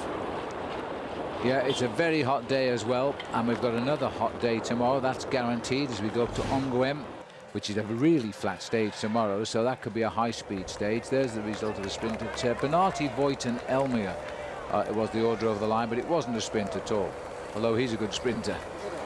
Just logic, really, as we look here. And it's a pity the riders these days, they wear these dark glasses all the time, because we would have a chance to look into his eyes and try and figure out what this man was thinking and how he was preparing for probably the most important rendezvous of his young career at the weekend. He's got to come out and ride a very fast individual time trial, knowing that in the last time trial he lost over a minute in 55 kilometers to Cadel Evans.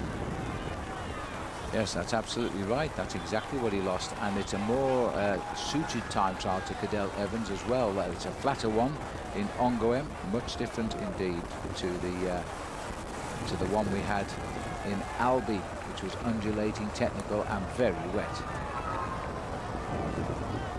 There he is, the leader of the tour, and tonight he'll be wearing yellow. He looks very relaxed. He looks very professional. 24 years of age. There's the peloton, the survivors of the Tour de France, heading towards the finishing line today. And I think we can safely say they're not going to catch those leaders now, because they just hit the 8-minute mark and the finish is closing in. We'll take a quick break and rejoin us on the Route to Tour. I'm Roger Teeter, and I want to tell you about something that's literally changed my life. By my early 40s, I'd wrecked my back. On worst days, I couldn't get out of bed. It was hands and knees into the shower to get hot water on my back before I could stand up. I tried everything to find relief. Nothing really worked. And then I found inversion. Inversion is a passive activity that requires only a few minutes a day. While inverted, your body weight creates traction that lengthens the spine, decompresses the discs, and provides natural realignment. Through a regular program of inversion, I've found relief for my back pain. I've been able to maintain youthful flexibility in my joints, and I've experienced additional benefits: relief of stress, better circulation, and improved posture. Call now to take advantage of our 30-day risk-free trial for just $14.95 and be on your way to a better back, better body. It's reversed an aging process, has reversed a process of the lack of flexibility. And I feel better now than when I was 50. No lower backache, no pain. For 5 minutes, you feel great. I was so impressed at how inversion provided natural, non-invasive relief that 25 years ago, my wife and I started this business, dedicated to producing the highest quality inversion equipment. Don't be fooled by cheap lookalikes. Teeter hang-ups are tested to medical grade standards for superior structural quality, durability, and ease of use.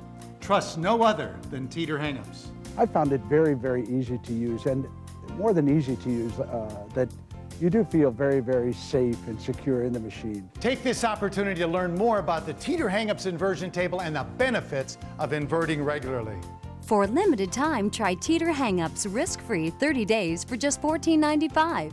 Call now to order and you'll receive a free gift that's yours to keep. Discover why over 1 million people worldwide have put their trust in Teeter hang-ups.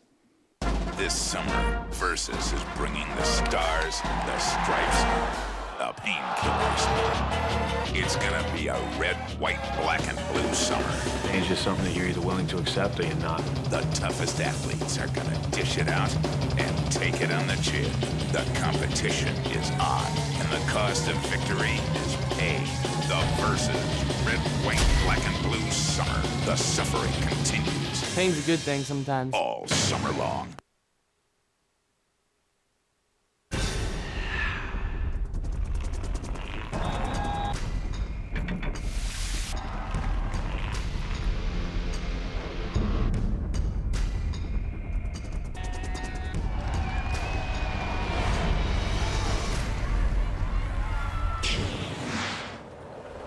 Well, there we are, the men at the front. Let's update the standings now in the green points jersey, although I don't think it's going to change too much because these breakaway of 8 riders might well succeed. He's got 20 points, Tom Bonan, advantage over Hunter, and still that 1 point difference. Before we went into the Pyrenees, it hasn't altered at all in the Pyrenees. Eric Zabel in third place, a point behind Hunter. So even from the peloton today, there has to be a big sprint amongst the sprinters because they want those points that could make the difference as they race up to. They've only got 2 more stages to really score, tomorrow and on Sunday in Paris. And it's a 3-horse battle still for that green jersey. So Tom Bonan is the man, and he is the favourite to win that green jersey. He's never won it before, but he's pretty close right now. So let's have a closer look at his bike with Frankie Andreu. The final lead out by Gert Stegmans now for Tom Bonan, but he takes it on the line, and not only that, but it is first and second. Specialized first entry into the Tour de France was in 1999, and this year they sponsored 2 Pro Tour teams, Gerolsteiner and Quick Step. And this is Tom Boonan's newly redesigned Tarmac SL2, and I'm here with Nick Sims, who's with Global Marketing of Specialized Bikes, to tell us what had to be changed and what makes this bike so special for Tom Boonan. Well, for Tom, he needs a stiff bike. It's all about power transfer to the pedals to get him to the line at the front.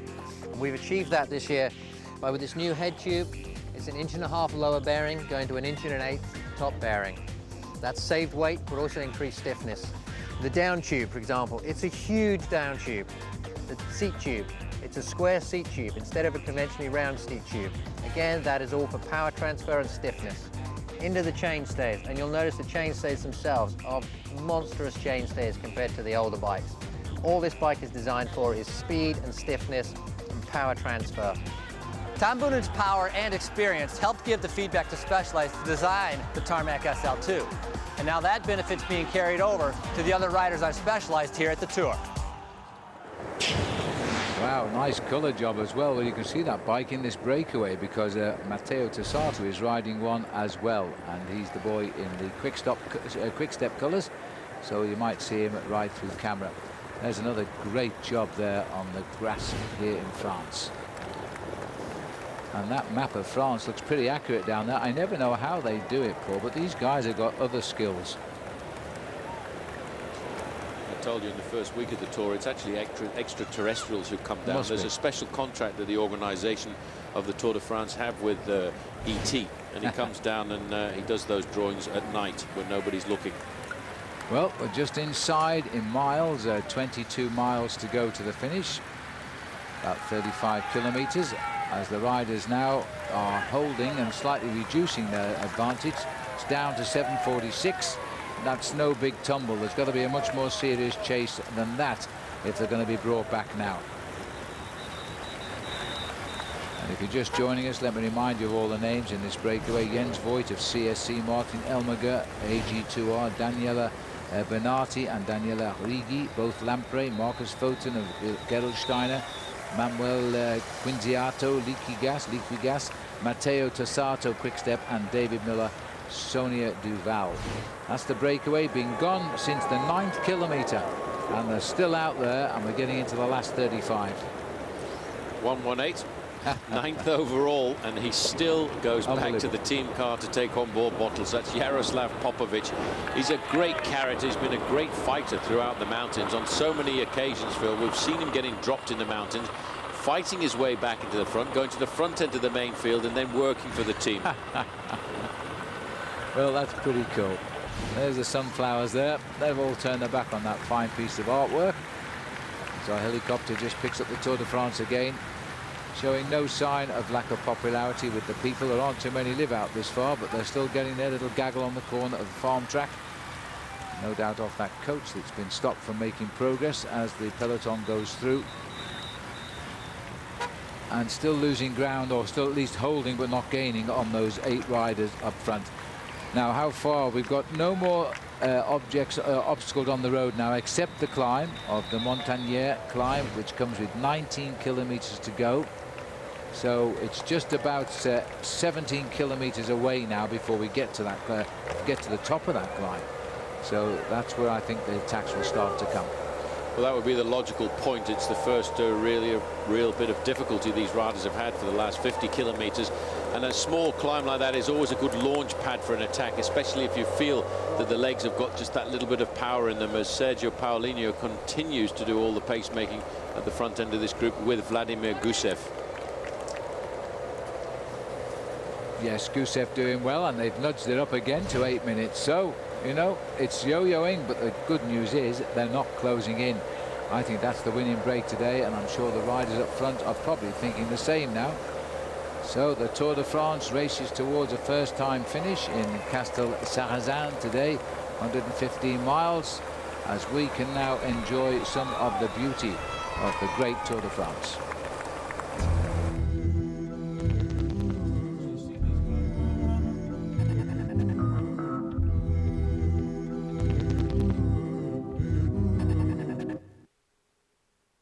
Sono Paolo Bettini, sono campione del mondo e campione olimpico.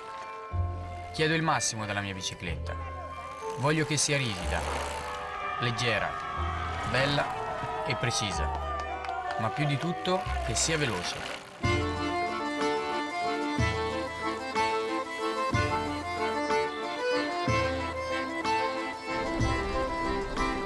Questa è la mia bicicletta. I am Specialized.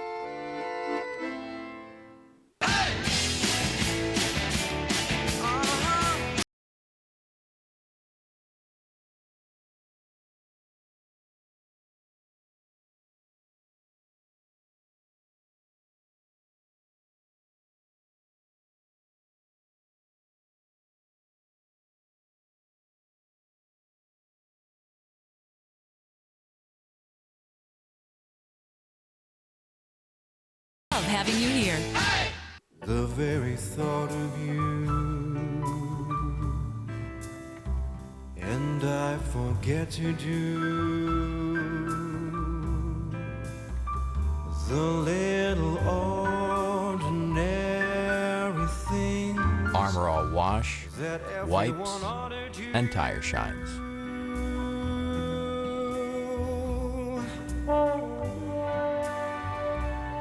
Go ahead, stare. New truck, huh? Yeah, it's a Toyota Tacoma. And guess what? I got 3.9% financing. Nice. Of course, I'm also saving money on gas. Between that and the deal, I'm spending a lot less than I thought. In fact, I finally have enough extra money to get the dog fixed. Because that's just freaking the other dogs out. Toyota, a smart way to keep moving forward. Bicycle Village, the ultimate bike shop. Bicycle Village has Colorado's largest selection of bikes, from tandems to trikes to top-end bikes. All the best brands and the largest selection. Over 1,000 bikes set up and ready to ride from the brands you want, like Trek, Specialized, Raleigh, Lightspeed, and more. Only Bicycle Village offers same-day bike service to get you back on your bike quicker. Plus lifetime tunes and an unbeatable performance guarantee on every bike we sell. And we always guarantee the lowest prices. Bicycle Village, the ultimate bike shop. As we look at the breakaway here, they're still escaping. Let me remind you tonight, with Trautwig and Bob Roll, enhanced coverage in our primetime show of all the controversial situations that have surrounded the Tour de France in this last 24 hours. Also on the show, Frankie Andreu and Robbie Ventura. That's tonight at 8 p.m. Eastern Time, and then all about the scandals that have hit the Tour in this last day or so. Well, today the sun is out, the race is flying along here, making absolutely no impression on the breakaway, which sits now at just on 8 minutes. There's big Tom Bonan. He'll be called into service today. He'll have no choice because he wants to keep that green jersey, so he'll have to produce a good finish, albeit it'll be for 9th place.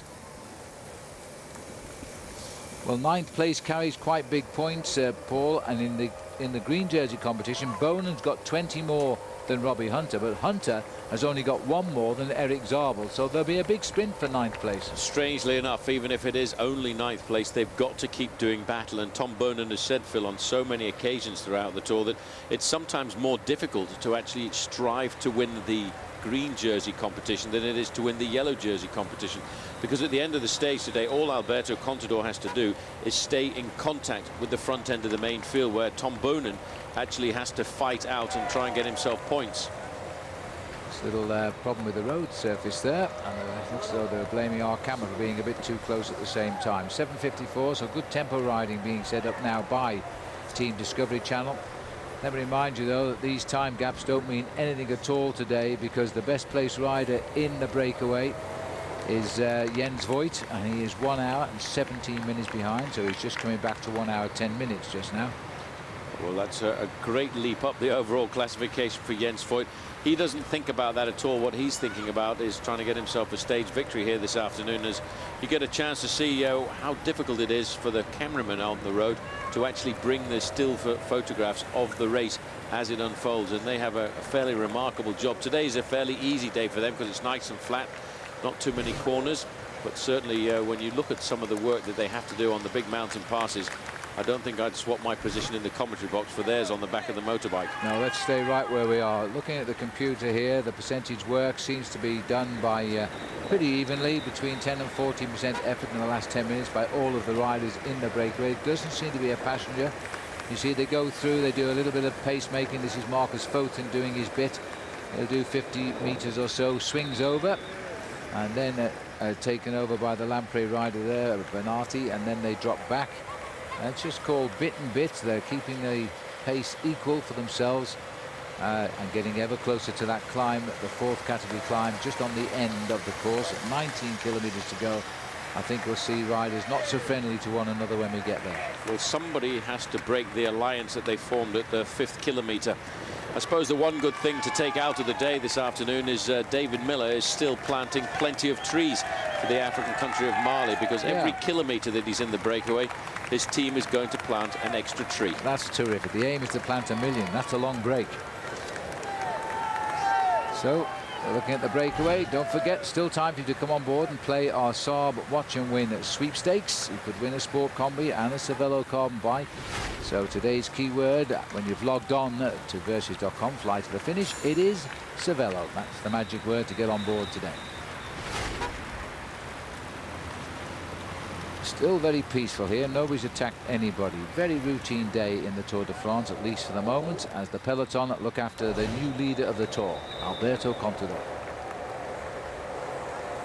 There's the riders all nursing Alberto, who's in the white jersey. Now he must feel a real big boy now. He's got the whole of Team Discovery, one of the best teams in the world, guiding him, they hope, to victory in Paris. And they're leading the team race as well. You can't see the numbers from these shots, but they should be yellow today. Well, that's the long straight road that faces these riders as we head now into the town of Beaumont-de-Lomagne. And the roads are really starting to straighten up, but in the distance there is a rather nasty little climb, and that's around about 8 kilometers to go for the leading group of 8 riders. And I'm sure, Phil, that's where the first move for victory will come. Got to be. Nobody racing for time gains today. They're racing for the stage win. Some of the riders in the breakaway have won stages, like Jens Voigt and Matteo Tosato and David Miller all had that pleasure in the past. But you only have the enjoyment of your latest win, and so today will be a good start. Tom Bonen in the green jersey, riding near the front now, just keeping an eye on things. Wise man. It was developing into quite a big struggle at one stage between Bonen and the Australian Robbie McEwen, but McEwen was eliminated in the Alps on day 2 in the Alps, and he went home on the road to Tina, where it's a hot day today, and there's evidence of that as Miller takes a shower.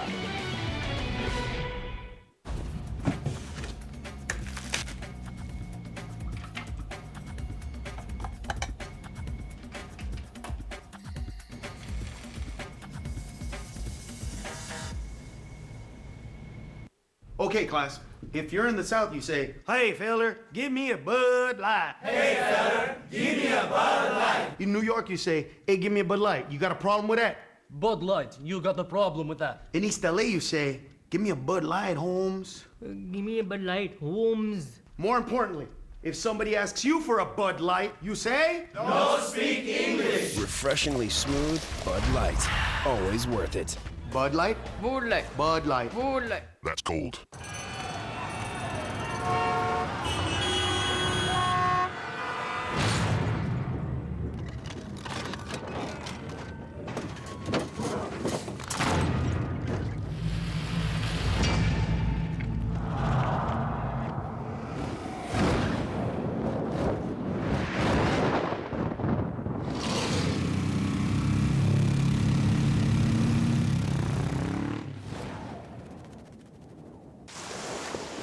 We know what men like. Mitchum Smart Solid. Powerful protection, unbeatable against white residue. Wow, let's see that again. For powerful all-day protection that doesn't come off on your shirt, be a smart Mitchum man. The Tour's wild ride has the critics raving. The furious finishes and grueling climbs make for damn good television. And Ligggett and Sherwen are the best TV broadcast team in all of sports. Versus is there for all the surprises, disappointments, and fantastic finishes. The Tour de France, Stage 18, live tomorrow, 8:30 a.m. on Versus.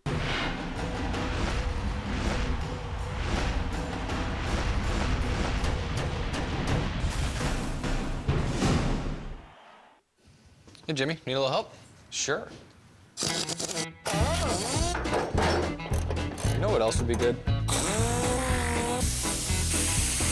Cobalt tools are so comfortable. Let me use that screwdriver. No. You just don't want to quit working. Yeah. What do you think? Great tools. Cobalt, the next generation of tough tools. Well, anything else we can do? There's always my wife's car. Available exclusively at Lowe's. Homeowners, let us help you today. Here at the National Mortgage Center, you are our valued customer. Imagine having up to 3 banks competing for your business. It's true. I made one fast and easy phone call. I was approved and received 3 great offers instantly to refinance my home. Our banks have the lowest rates in the industry. Poor credit? No problem. Call our loan hotline today and receive up to 3 free quotes. All homeowners are approved for up to 3 free quotes. So call our 24-hour loan hotline now.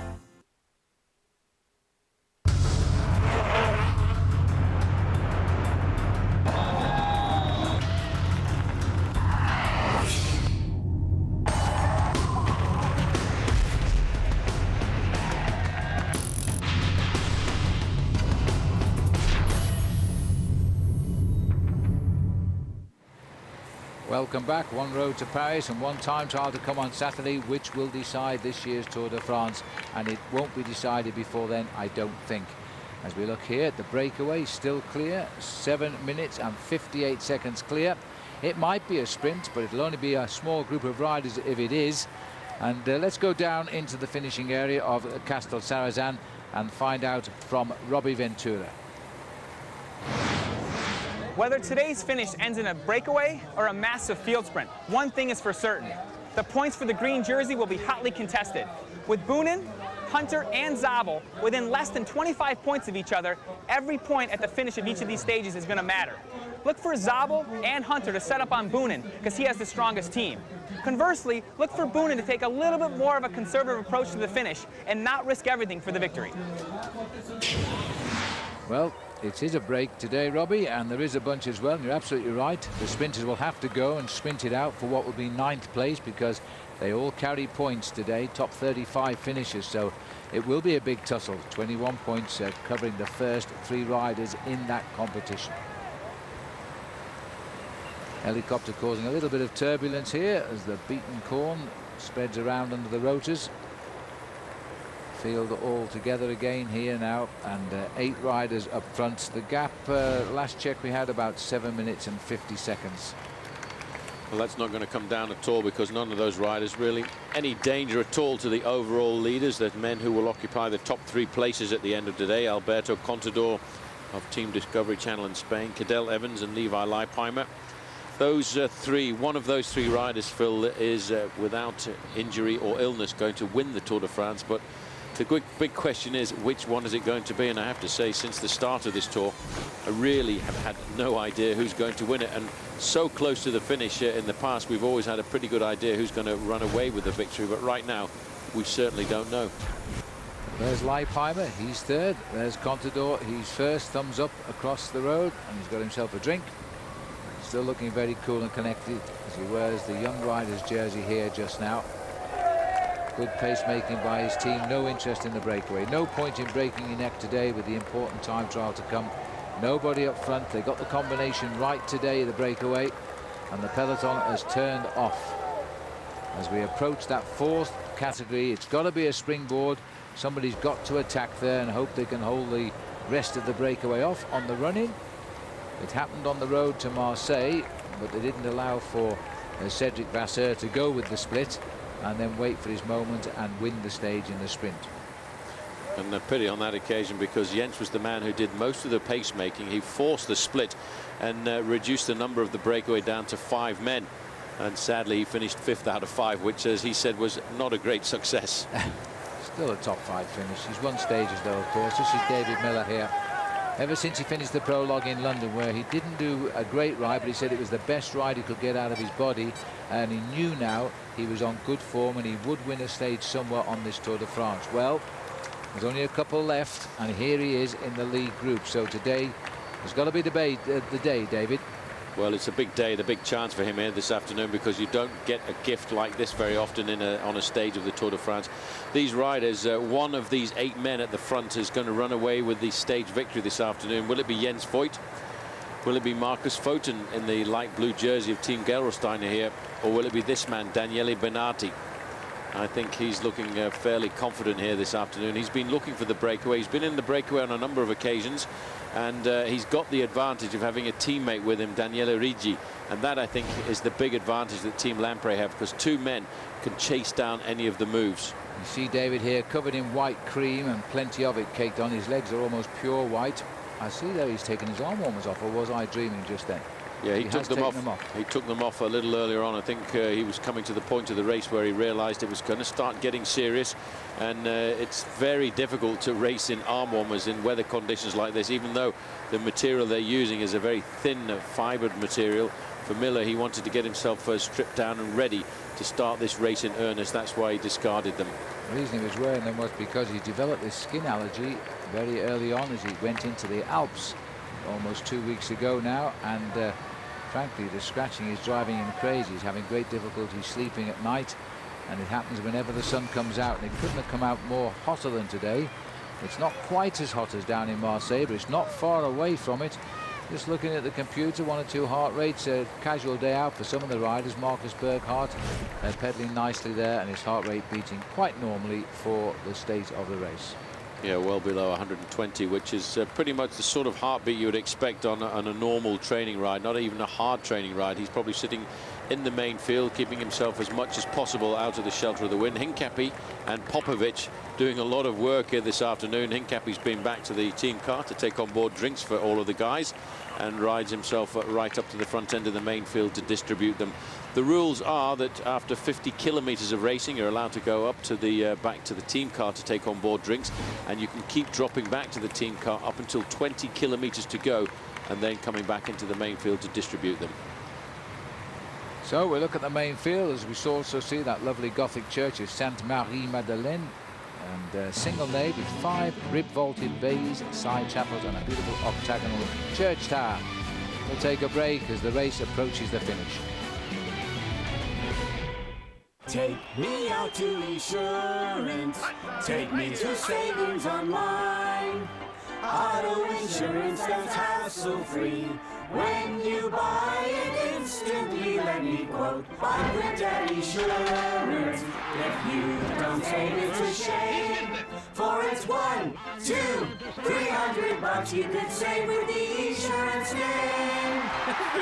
Save time and money on your auto insurance at Esurance. Want to see something cool? Motel6.com is the easiest place to book a great room online. See, when you start in the right spot, everything else just kind of falls into place. We'll leave the light on for you. People are smart. They know some things go together, like our Real Life plan. It's a low 6 1/8% fixed rate mortgage, a home equity loan, plus a credit card that helps pay down your loan. To learn more, call 1-800-DITEC-1. DITEC. People are smart. MMA can be extremely artful, it can be scientific, it can be a chess match, or it can be a brutal, quick knockout that nobody ever expected it. Hopefully, Connie, you're still up for it. Baby, I'm coming after that bell.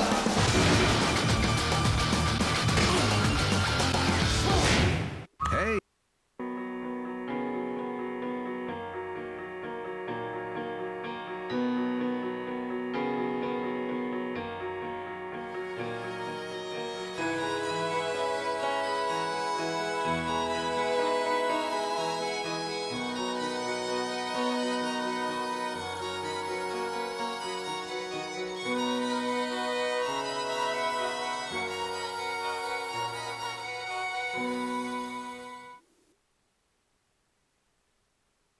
better time to try a sample pack of Enzyte. Visit enzyte.com or call toll-free for a sample pack. Call right now and you'll also get 2 free packs of Enzyte Topical Rush. With an offer this big, it's enough to throw a parade. Sample packs are in stock now and shipped to you within 48 hours. Offer only good while supplies last. Limit 1 per household. Enzyte, the once-daily tablet for natural male enhancement. The average speed of a tour rider is 25.34 miles per hour. The average speed of a New York City bike messenger is 12.5 miles per hour. Tour riders do not have to deal with taxis.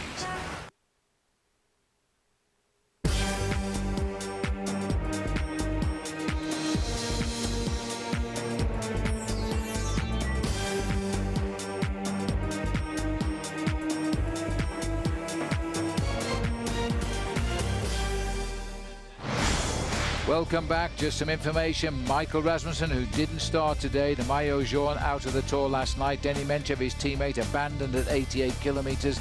Breakaway now has a lead of 7:50 at 137 kilometres. The finish is on the horizon. A very, very controversial yesterday in the Tour de France. Pretty routine at the moment as they pile on the pressure. Marcus Foten, we're on the last climb of the day here. The coach de Montagnier. Well, as the crowd still turn out to watch this Tour de France, they refuse to go away, which I know many journalists who write. There's an attack by Jens Voigt as we come up towards the summit of the climb here. Jens Voigt goes over the top with points, so what they're worth to him, but more importantly now, he wants to push on and split them up. Well, he hasn't done yet, but he's opened up gaps of a bicycle length between each rider. Bernati looked over his shoulder there to see if anybody was following him. So Daniele Bernati is trying to close down on big Jens Voigt. We are looking at Jens Voigt here, who's just put in an attack over the top of the last climb of the day. Such it was. They've all nailed him back again. Well, I say they all have. There were 8 of them. We need our camera to pan a little bit here because we got 4, now we've got 5. And so that is Tosato getting across, the dangerous sprinter. David Miller, he attacked earlier on the lower slopes. He probably got hit a bit hard there, but he's coming back now. Well, you can see how they were scrambling there. This is Daniele Rigi. He was one of the first victims of that acceleration on the slopes of the climb, and he will try and pull himself back into this race if he can, because he knows he is a serious ally for his teammate Bernati. But at the front, Marcus Foten now decides to go straight over the top, and he's immediately covered by Elmiger. Just look how attentive Daniele Bernati is there, the rider from Lampre. He's not letting anything go clear this afternoon. Well, the other man missing at the moment is Quinziato, the leaky gas rider. He's also gone along with Daniele Rigi, and if they keep up these counterattacks, they might split up those 2 Lampre riders as the pressure is on. There's 6 of the 8 still here, but Miller's looking as though he's a little bit slow to react at the moment. He's forced Tosato to take up the running. Huge effort being made at the front here by Bernati. Well, Bernati sees this as a great opportunity for him. The more he can reduce the numbers in that breakaway, the more his chances are of taking the stage victory. He was anyway the fastest rider of the group. This is the man Rigi, who's going backwards from the group. Just in front of him you can see the lime green of Quinziato, but they have been seriously shelled out of the back of this group. So the leading group is actually now down to 4 and 2, and it's up to Miller and Tosato to make themselves a serious effort now to stay in contact with the win. Looking here at Quinziato, just dropped by that leading group of 8 riders. So there are, in fact, 4 going clear as David Miller here looks as though he's been caught out a little bit alongside Matteo Tosato. And they may be struggling here to get back up. The race has been pushed on mainly by Daniele Bernati and Jens Voigt. These are the 4 leaders. Marcus Foten is also up here. Well, Jens Voigt always looks for the move, and once he's got the move, he continues to find that little bit of energy, and he will push on this because at least now he's looking at a top 4 place. The 2 riders behind have seriously been caught out there, and David Miller will have to dig deep to get himself back into contention. There's no sign of weakness being shown there on the shoulders there of the man in the pink and blue jersey of Lampre, because I reckon Daniele Bernati is the serious candidate for the victory here this afternoon. Well, these 4 have really turned the screw. David Miller was unlucky there. He put in an attack towards the top of the climb. Then there was the counter move by Jens Voigt. and Miller never rejoined the tail of that group, which is now 4 riders: Voigt, Elmiger, Bernardi and Foten. And unless they ease up, I don't think these boys will rejoin now, because they're going into the distance. The gap will stay pretty much up around the 8-minute mark. I feel rather sad for Miller, though, because he made a bit of a mistake back there. Well, he made the move, and all of a sudden he was countered straight over the top. And once you see the cars being taken out like that, like the referee's car and the neutral service yellow car there, you know that the race referees are deciding that you're going backwards, not the other way around. And of course, looking at these 4 riders here, they're all now prepared to work very urgently, because they've reduced the size of the 8-man group to a 4-man group. And that obviously increases your chances of getting the win. Jens Voigt, just look at the face on that man. He just doesn't care at all. All he wants to do is batter out the pain to everybody else in the group with him. Miller's not doing too badly. He's looking for about 19 seconds. He will hope that those riders in front do slow down a fraction. And Tossato, I think, well, he's just given up. Well, Voigt is the driver. We expected that. That's the man they should have all watched, really, because it's odds on he's always going to be the rider to try and break them all up. 5th into Marseille of 5. He's now split this group of 8 up into 4 riders now. And Voigt, Elmiger, Bernardi and Foten, 4 different teams as well. I don't think they're going to slow down now as they run down towards the first ever finish in Castelsarrasin. And a lot further back, the main field is still under the control, as you can see, of Team Discovery Channel. It's a long run into the finish in the finish here of Castelsarrasin. And just to look at the run in towards the finish, it's a fairly safe run in as well as we come into town. The last kilometre is a very straight final kilometre, but it's a fairly tortuous ride around the city. And with 2 kilometres to go, there's a very nasty traffic circle the riders have to get themselves round. And it's quite tortuous actually getting into town for the run-in towards the finish. Well, the peloton, the old arrowhead being formed, Team Discovery Channel making the pace, while the 4 leaders here scurrying away from the other 4, which they've spread across the area here of the Tarn and Garonne department. And look at Jens Voigt, never slow to come forward and do his turn. Marcus Foten this time last year was out to try and win the white jersey with a great battle from Damiano Cunego. He actually lost it in the penultimate day's time trial. Nonetheless, he finished 15th in his first Tour de France. A terrific result. But they're hurting here, and the big problem is now, what do they do with number 82? Daniele Bernardi. He's the sprinter in the group. He's the man who's had 5 wins so far this season. If they want to win, they've got to get rid of him. One thing is for sure, Lampre need a stage win, and this might be the day for them today. He is the fast finisher, and he hasn't been dropped by the acceleration of Jens Voigt. There's all of the team, or brief view there, Discovery Channel team leading the main field, but they're about 5.5 kilometers behind the 4 men here who are now racing for the finish. We'll take a break, come back and rejoin us for the road to the finish. Saab was founded by 16 aircraft engineers. Their spirit lives on in the turbocharged 2007 Saab 9.3 Sport Combi. With all the storage space you need, an estimated 30 miles per gallon, and a starting price under $29,000, you're closer to owning a jet than you think. Saab, born from jets. Log on to Versus.com/fly to the finish for your chance to win a 2007 Saab 9.3 Sport Combi and a new Cervelo bike. And you're sure I shouldn't go with a fixed rate home loan? Oh, yeah. You're gonna love that variable rate. Wait, what are all these fees here? Oh, that's stuff that's normal. I wouldn't worry about that. Congratulations, you have a home loan. But my home loan left me with a bad feeling. And then my variable rate started going crazy and got really expensive. You need a Capital One home loan. You're not kidding. Keep the monkey off your back. Call Capital One for a no-hassle home loan. You can get a fixed rate below prime with no hidden fees and lower your payments an average of $400 a month. Call 1-888-718-4455 or go to CapitalOne.com/home loans. Now's the time to get a fixed rate below prime home loan from Capital One so you can lower your payments an average of $400 a month. Just call 1-888-718-4455 or go to CapitalOne.com/home loans. What's in your wallet?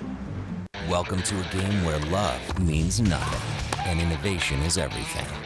co-ed matches, coaches on the court, super tiebreakers, and superstars from around the world. World Team Tennis on Versus. Johnny Mack is back and leading his New York Sport Times up against Maria Sharapova and the Breakers. Sunday at 5 on Versus. The Tour de France, Stage 18, live tomorrow, 8:30 a.m. on Versus. The real drama continues. We are a very close family. Me and my mom are like best friends. I have a degree in computer drafting. When we went to ITT Tech and we saw the drafting program, I just thought this would be her place, and it was a great school because it was a lot of hands-on. My mom was the one that helped me decide to go to ITT Tech.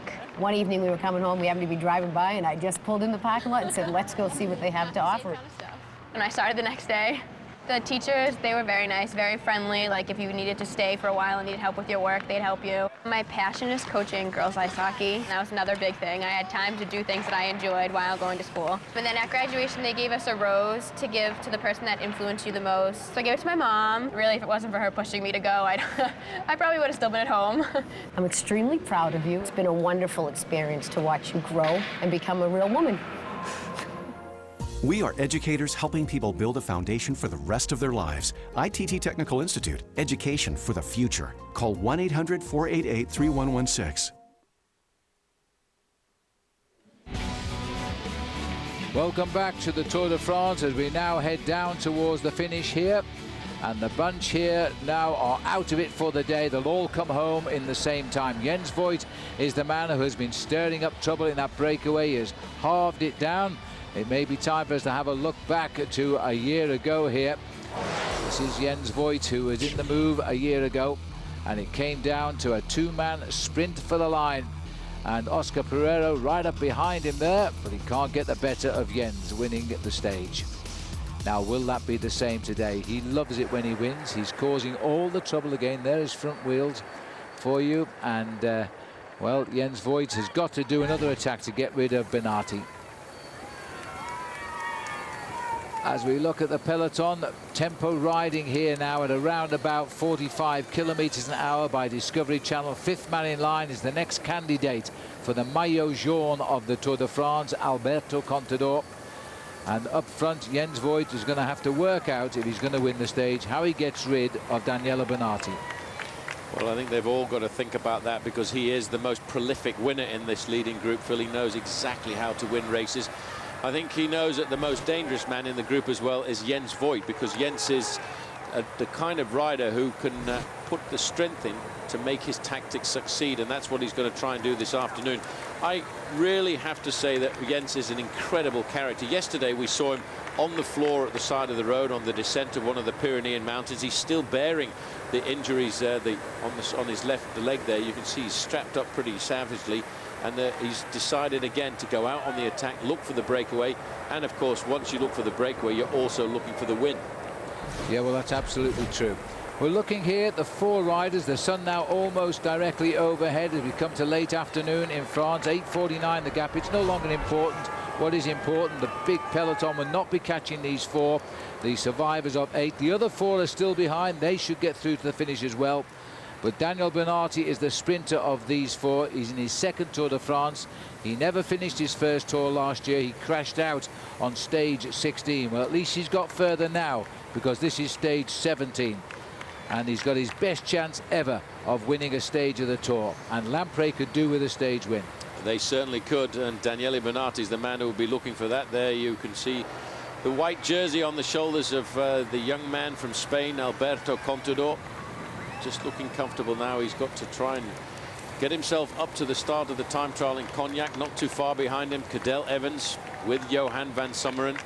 It's going to be an unbelievable battle on Saturday, Phil, I have to say. And I really wouldn't want to be a betting man to go out and place a wager on who was going to win the overall classification of this year's Tour. I know Cadel Evans is the #1 favourite to win the time trial, but has he got enough to take back the time that he needs on Alberto Contador? And that is the question. Just taking a drink there. Big grabs in the pink. Cadel Evans surrounded by those boys in the lighter pink jerseys of Predictor Lotto, because that's their job now. They've literally surrounded Cadel Evans at 15 kilometers to go to make sure that nobody gets near him in case he falls off or gets knocked off. So they're going to guide him to the finish now and keep him out of trouble. They're over the bridge, and still this was very reminiscent on the run-in last year when Jens Voigt was away with Oscar Pereiro. On this occasion, he's got 3 men in the breakaway with him, and not just a single man that he has to outwit on the run-in towards the finish line. They're crossing over the River Garonne. Beautiful river. Jens now is just wondering, what am I going to do? How do I get rid of this man? Because there are not really that many places left to launch an attack for a man with the strength of Jens Voigt. It's pretty much flat all the way on the run-in. The only possibility he might have is in the confusion of the streets of Castelsarrasin once we go around a few of the corners on the run-in towards the finish line. Now the face, if looks will kill with Jens Voigt. Character speaks fluent English with an Australian accent because he spent a lot of time racing in Australia and on an Australian team. And now they've still got to work out. 4 riders will not want to go down to the finish together. Bernardi in his 2nd Tour de France. He's never won a stage. And come to think it, never won the Tour, never finished the Tour either. Marcus Foten in the light blue, Gerald Steiner, and then the rider going through just there is Martin Elmiger, who won the Tour Down Under this year in Australia. He's never won anything since this year, and he never won a stage of the race then, but he did win the race, and that's all that matters. Yeah, I was just going to add that he actually didn't win an individual stage there, but he did win the bike race overall. But he's a clever bike rider. He knows to seize an opportunity if it's presented to him. So we're looking here at a situation where we've got 2 Germans, one at the front, one at the back. We've got a Swiss rider there in the AG2R jersey, and an Italian. The Italian's looking for a victory here this afternoon on the shoulders of this man. And Daniele Bernardi is obviously, he's definitely the fastest man in the group, and that's always dangerous when you're in a situation like that, Phil, because the other riders all know your pedigree. They all know what you're good at, and they may even start to launch the attacks that, alternatively, to try and put time between themselves and him before the finish. Well, there's Bernardi, the big boy on the far side of the road. Small and stocky and very explosive when it comes to a sprint finish. Then you've got the black jersey there with the bandage on the left leg of Jens Voigt. If he sees one hint of possibility, he will attack. That's how his style of riding has always been. Very successful cyclist. He's worn the yellow jersey and the King of the Mountains jersey in previous Tours de France. He's won stages before as well. And these boys here, they're just riding to the finish now, but there will be a terrific sprint from this group because they're racing for 9th place. Big points for Tom Bonen, Robbie Hunter, or indeed Eric Zabel. They'll be neck and neck, the 3 of them, as they race for those points for the green sprinters jersey. They're very important for those guys because they will have to battle it out right the way up to the finish line on the Champs-Élysées, and we've seen the battle of the green jersey go down to the Champs-Élysées on a number of occasions. Lead going up by these 4 leaders who are working clearly harder than the peloton. It's up to 9.5 minutes. Time gains not important. 5 kilometers to go, 4 leaders now, and as far as we know, the groups behind are still there. It's 1:20 to Cesato Miller and 2:15 to Daniela Righi and Manuel Quinziato. Well, there is a nice way of displaying the French flag. I think we could say that, Paul, as they look out at the peloton of the Tour de France going by. They've fallen behind now by over 9.5 minutes, so that's a great sign for these boys. But today is not about time for these 4, it's about who gets the stage win. Right on the front left is Daniele Bernardi, the man these 3 have got to beat. They have to beat that man. He is the most prolific winner of this leading group of 4 riders. But even though these 4 men are thinking about the individual glory of a stage this afternoon, the sprinters in the group behind also have to bear in mind there's still a lot of points available, because there are 17 points available for 9th place. And Tom Bonen, Robbie Hunter and Eric Zabel will certainly have borne that in mind, and they realise that they've even got to sprint for the lesser places, even on a stage which is not really that important for them. Well, at this stage of the race, with this race tomorrow and Sunday, that's the end of it for the sprinters. So they've got 3 shots at the finishing line. There is only 1 point between Hunter and Zabel for 2nd place. There he goes again. It's only a matter of time. He saw 4 to go, and off he goes. That's Jens Voigt and Bernardi. Look how the speed of that man as he immediately rips out of the saddle and chases Jens Voigt. The others are much slower to react. Well, Bernardi, like a cat, you see that pounce as soon as he felt. He almost just heard the whistling of the tyres of Jens Voigt, and without even hesitating, waiting for anybody else to take the move, he went straight after Jens Voigt. That's an indication this man is ready for the win here this afternoon. afternoon. He knows a man like Voigt, you don't give him 50 metres and Voigt will go again, but straight away Bernati's there in his slipstream. Yeah, and when Jens sees who it is, he'll sit up because he won't outsprint Bernati and he won't want to carry him anywhere. Then again, he might try to just take one to the line. The other two are messing about a little bit. They're not quite as strong as Bernati. And look at that flick of the wrist saying, come on, the other two are gone. Work with me, and Bernati has gone and done just that. Well, Bernati realises already improved his chances here. Elmiger won't give up. Elmiger's a very strong rider. There he is, there just at the front of these two chasers, and he's got himself arched right over his handlebars. Voigt has seen this as an opportunity and thought, well, I'll keep going, but you know, it's back together at 3 kilometres to go. It's still 4 men. As they continue now, they've fought their way back. Martin Elmiger takes a look over his shoulder at Marcus Voigt and said, hey, thanks for all the help you gave me catching these two. Nothing. Absolutely nothing, but don't worry, Jens Voigt will try again. He's already seen now that there's a weakness. The two other riders at the back there are not quite as strong as the 2 men at the front, but he's already seen that Daniele Bernati has got the zip, he's got the acceleration, but that can be dangerous because you've showed your cards. Now, who's going to go next? They're going to be very nervous now. All the trust has gone now. They don't turn their back. They know somebody will go again, and the gap has gone up with that flurry of attacking. We're now outside of 10 minutes for the first time. 2.6 kilometres to go. Jens Voigt, Martin Elmiger, Daniele Bernati, Marcus Voigt. 4 different teams. Voigt has been forced through now. He's probably the youngest rider here. In fact, he is. Followed by Elmiger. Well, Foten was thinking there, shall I have a go myself? I could just see the muscles starting to twitch a fraction, but Elmiger says no, at 2 kilometres to go, let's just keep the pace nice and high. Let's not mess around like this anymore, because we might as well get ourselves to the finish and just run it out man to man in a drag strip race to the finish line. Now, let me see, 1.5 kilometres to go. Expect Jens Voigt perhaps to shoot off the back of this group. Nobody wants to play anymore now. Foten wants to find out where Jens Voigt is, and look at that. Voigt opens the door and makes Foten go in and close it. Seasoned campaigner Jens Voigt, very careful now. You see Elmiger now has got himself a little bit of a gap, but look how attentive Daniele Bernati is there. Every time there's a small gap, he's the one who nails it back. But this is getting dangerous for him. He's got to keep an eye on the other riders in the breakaway. He wants to get into the final kilometre, then he'll start to feel a little bit relaxed. He's feeling now like a track sprinter. He's been put on the defensive, looking over his shoulder. He knows these guys know that he's the fastest rider in the breakaway, and Jens Voigt, no, I'm not coming. Well, Voigt is waiting for his only chance now, and that's to come off the back of these 4. They're looking for the 1 kilometre to go. Marcus Voigt, and that is a big, serious effort. He's left the top gear in as he hits this small climb. Well, he was saving something there because Elmiger can't bridge it. Well, Elmiger's left a gap go now, and now's the time that if this man in the Lamprey jersey wants to get the win, he's got to make the move. And Jens Voigt is going to force him to make that move, and Jens is going to stay in the slipstream for as long as possible.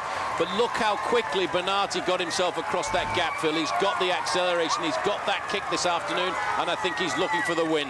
Well, that was a wide sweep by Foten, but I'll tell you what, that was clever of Jens Voigt to make the sprinter close the gap, and now it's the sprinter licking his lips here. Coming into the last 500 metres, who's going to take on Daniele Bernati? They've made him take the lead. Well, he's just sitting there locked up against the barriers. The reason he's riding there on the left-hand side of the road against the barriers is to force the other riders to come by him. Now he's opening up the gap. He wants to start this sprint from the back position, looking back to see if there's anybody else there. Jens Voigt knows the wheel that he wants. This is going to be like a track, and again, you can see Foten makes the move. Well, that was a false move, in fact, by Elmiger, but he sat down immediately when they looked across and seen him. Now it's the line-up for the finish, and they've got Martin Elmiger, the former champion of Switzerland, sitting on the front. Bernati knows he's the fastest, but he's got to make sure he sees the initial move by whomever it's going to be. And Jens Voigt won't move here. Foten's going to be the first. It was telegraphed to the leaders there. Foten's now going. Elmer's on the front, but I think they played into Bernati's hands here. And through the gap goes Jens Voigt to try and hook up with Daniele Bernati. But see the difference in the speed here. And Marcus Foten is taking on Bernati, but Bernati gets Italy's only second win of the Tour. The other one was Filippo Pozzato on stage 5. It was pretty easy in the end. Well, it was pretty easy, but very nervous for Daniele Benati. He knew he had to do something special. He had to watch everybody. They all knew he was the fastest man in the breakaway here this afternoon, but you never know in a group like this of 4 riders after such a long breakaway, 183 kilometers of breakaway, the body can do funny things, but it didn't for Daniele Benati because he got the victory he's been looking for. Yes, the Lampre team wanted this. They hadn't won much at all until today, and now the sprinters come and deliver the goods. But you see, we saw Foten struggling out on the course, and if you let a man come back into the race, he can almost steal the stage. Foten, that was a great sprint, but he wasn't fast enough for Daniele Benati. No, he wasn't. Look at the acceleration of Benati. You know, Benati is one of the top sprinters in the race. He's up alongside the kind of speed of a Robbie Hunter or a Tom Bonan, and give him a crack from a small group like this, he's going to seize the opportunity. And just as happened in Marseille, Voigt has finished last of the leading group. He was 5th of 5, now he's 4th of 4. But that's the way it goes. He's such an entertaining cyclist. Well, he's gone one better, and for Jens Voigt, it's all a question of being in the front. Over the beautiful River Garonne, the man in the foreground there, fly fishing. Who cares about the Tour de France going over the bridge on his right shoulder? But they are flying now, because now the sprinters are fighting for what would be a 9th place finish, because we still have the remnants of that breakaway out front. All right, well, the peloton be a short while yet, 10 minutes out on the highway, and we've got a couple of guys in between. They'll dwindle in. There's the winner. As we look down across the Garonne here, there's the long road down to the finish in Castelsarrasin. The sprint winner today, Daniele Benati. It was a sprint, but not quite as we envisioned. We'll take a break, come back for the big arrival.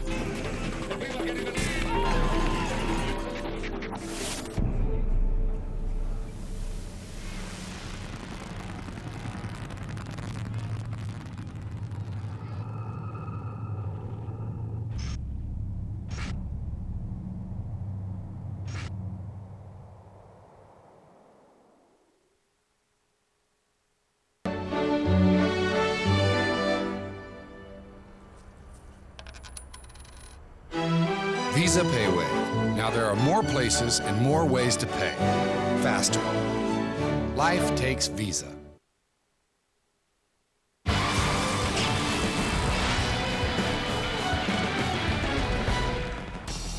Welcome back. The sprinters foiled today by a breakaway originally of 8. 4 of them got together to the finishing line, and it was Daniele Benati, the Lampre rider, gets the win there.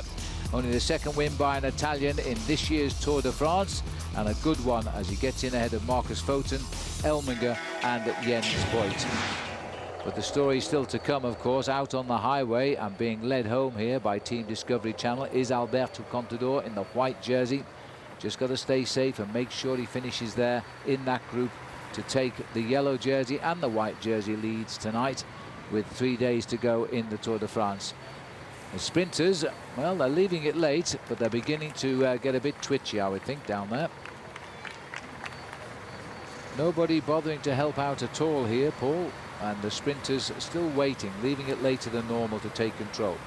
Yeah, they are. I think it's because everyone's fairly tired. You can see the 2 teams of the sprinters lined up almost side by side there. You've got the dark blue jerseys of Team Quickstep and the light blue jerseys of Eric Zabel's team. And in fact, we can just see that Team Predictor Lotto are bringing Cadel Evans up to the front end of the main field. The reason for that is they want to make sure nothing happens, because even on a stage like this where you're only looking at a 9th place remaining, they know that Cadel Evans cannot lose a couple of seconds. He has to conserve exactly his same position as we head up towards the time trial on Saturday. Yes, and how sad is this, that all of the Rabobank team, the survivors of Michael Rasmussen's team, sat at the back of the race. Denny Menchoff abandoning earlier on today at the feed. The rest of the team going in, no longer interested in driving this race, with Rasmussen out. Believed to have gone to Italy, but we don't know. Now then, watch out for the arrival of the green jersey. Tom Bonan leads the sprinters competition. This looks like Vasseur, the winner in Marseille, checking everybody out. But really up here now to organise the team for Bonan. This is the Quick Step boys, and Bonan in green needs this place to increase his overall lead in the points competition. But there's a couple of lines here now coming up is Sergio Paulinho. They want to make sure that they keep their man at the front end of the main field. And I saw Jaroslav Popovic just taking his hand off the handlebars there to keep the race nice and high. They're going to actually charge into town here, Phil, at a fairly high speed, and that's to stretch the main field out into a long line. Because when you come into town in a fast speed like this, it's actually a little bit safer. 5 of the 6 Rabobanks sitting at the back of the race, meanwhile at the front, all of Discovery Channel now looking after the white jersey of Alberto Contador and indeed Levi Leipheimer, because they sit first and third on the race order now, both aiming for podium finishes in Paris on Sunday. So they want to keep away from any silly crashes that could alter again the course of the Tour de France. The green jersey, I think, has got Robbie Hunter right behind him. Well, he'll be looking to try and get his wheel in front of Tom Bonan. There's Eric Zabel popping out as well. All the men moving up to the front end of the main field, as Jaroslav Popovic once again is proving to be a phenomenally strong team helper here for Team Discovery Channel. Well, I do believe we have the top 3 riders now, Bonan, Hunter, Zabel, in that same order, all on each other's shoulders down there, sitting on the back of the boys in blue. Remember that Bonan is 20 points ahead of Hunter, who's just swung a little bit out to the left. On the right is Zabel, who is only 1 point behind. So whoever wins the sprint between Hunter and Zabel will change or increase positions. Yeah, because 9th, 10th and 11th, the team, the points there are 17, 16 and 15 points, so there's not any big gaps there at all. Hunter has got Tom Bonan's wheel for the moment, but Hunter knows it's very difficult to come by Tom Bonan when he gets into full speed and once he gets that turbo whistling into action. Well, this is where the little hill is, which gave a chance of the sprint up front. It was mastered, though, by Daniel Bernata. Once we get to the hill, at 1 kilometre to go, Quickstep have done a good job. They've got control, 4 riders on the front. Then you've got Bonan, Hunter sat in his wheel, and then Zabel. And not far away, the young kid on the box, Sebastian Chavanel, who's dragged his big body over the mountains. Now the big acceleration on the front coming from Tween Quickstep. They must be rather upset to have to work like this just for a simple 9th place, but it's important for Bonan in the green. Look at Hunter and Zabel. They're actually battling to stay in the slipstream of the Quickstep train. Point of honour, this one, as the big lead out comes, and his big Stegman's just in front of the man in green. Bonan is in a perfect position now as the sprinters will move off. Torhushoft is in the distance and out of it, I think. But watch the boy in green and the man in red. That's Robbie Hunter. And a little bit of a rush too by Foster, but he's dropped out of it now. 2 men still there to go, and then there goes Sebastian Chavanel. Nobody was looking at him as he went for it. And now comes Bonan and Hunter in the middle. Zabel, I don't think, is going to get anything, but I think Bonan has just increased his lead by a couple of points over Robbie Hunter. Yeah, Sebastian Chavanel just going across the line behind Tom Bonan. Then it was Robbie Hunter. But you look at the acceleration. There's the move. That's a great move on the left-hand side by Sebastian Chavanel. But all of a sudden, Tom Bonan can feel the action. Then all of a sudden he decides, I've got to get this. It's all a question of pride here, while Hunter continues to battle behind. So Bonan gets maximum points from the rest. Hunter finishes just behind the rider in white, so he'll lose 2 points to Bonan, but he'll increase his lead over Eric Zabel. There's a look there at the race situation now at the finish today. Well, as we look out across the playground here of France at the finish at Castelsarrasin today, another hexagonal church of 15th century origin. The stage 17 is over, and it's a win for Daniela Bernati today ahead of Marcus Fotum. And we'll get all of the situation with the times, and we're going to see a new man in yellow tonight, and it's going to be Alberto Contador of Team Discovery Channel. All that when we come back. We'll just take a quick break.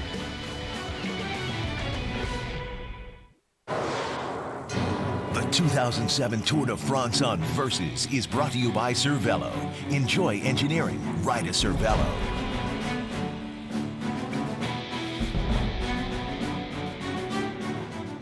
Hi, my name is Castelsarrasin, and I told you a little bit something about the R3 bike. I was so happy to have it last year on the race, and it was the first time I had a bike like this. A lot of people, they say it's the best frame in the world. And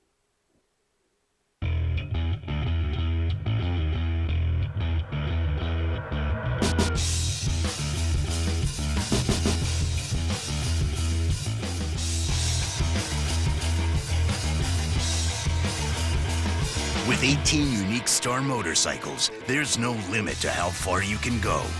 We build it. You make it your own. Exclusively at your Yamaha dealer. Now get payments from $69 a month plus up to $1,000 cash back. Did you know you can start your own business for less than $25? It's a proven system that has worked for people for over 50 years. This past year, I did $250,000 in sales. SMC has a huge warehouse with thousands of fast-selling products. As a member, you can order any item at rock-bottom prices and sell for profit at up to 300%. No sales experience needed, and you can start part-time or full-time. Start towards a better future today. Call now to get free information.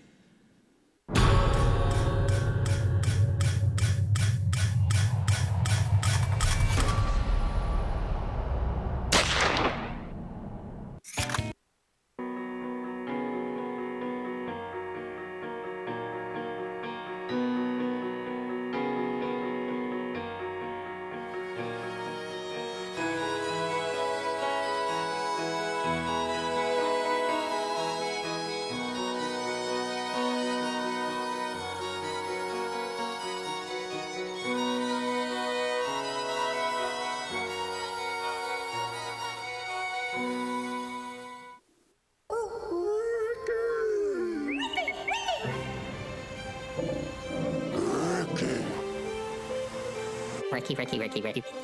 The new Subaru Outback with road gripping all-wheel drive, low emissions, and a price starting at just $21,995. So anyone hearing the call of the wild can answer. Lease a new 2007 Subaru Outback for $0 down and only $249 a month at Flatiron Subaru in Boulder. And Cruel Climbs make for damn good television. And Ligggett and Sherwen are the best TV broadcast team in all of sports. Versus is there for all the surprises, disappointments, and fantastic finishes. The Tour de France, Stage 17, enhanced tonight at 8 on Versus. There is a breed of man that competes for reasons that may not be entirely obvious. It isn't for money or for glory. They are fueled by different motivations. I won't give up anything to anyone. And I love being the best. The athletes of the red, white, black, and blue summer. They don't play, they endure. It's not a game, it's attrition. There are no winners, there are only survivors. That's the definition of macho right there.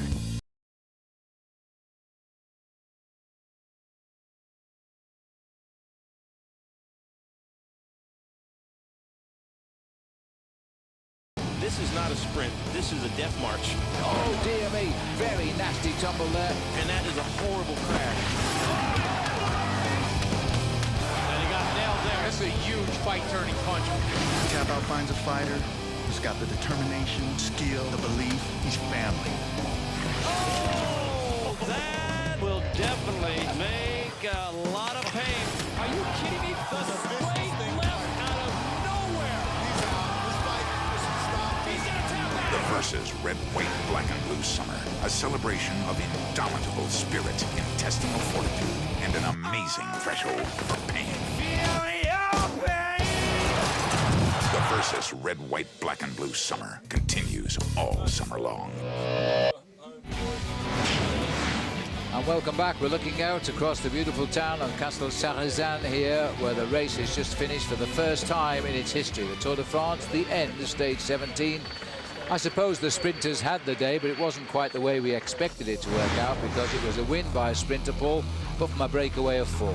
Well, Daniele Bernati was one of the sprinters we talked about in the first week, but he figured the best way to get himself the victory here this afternoon was to look for a breakaway, and an early breakaway at that, because he got into this breakaway after 5 kilometers.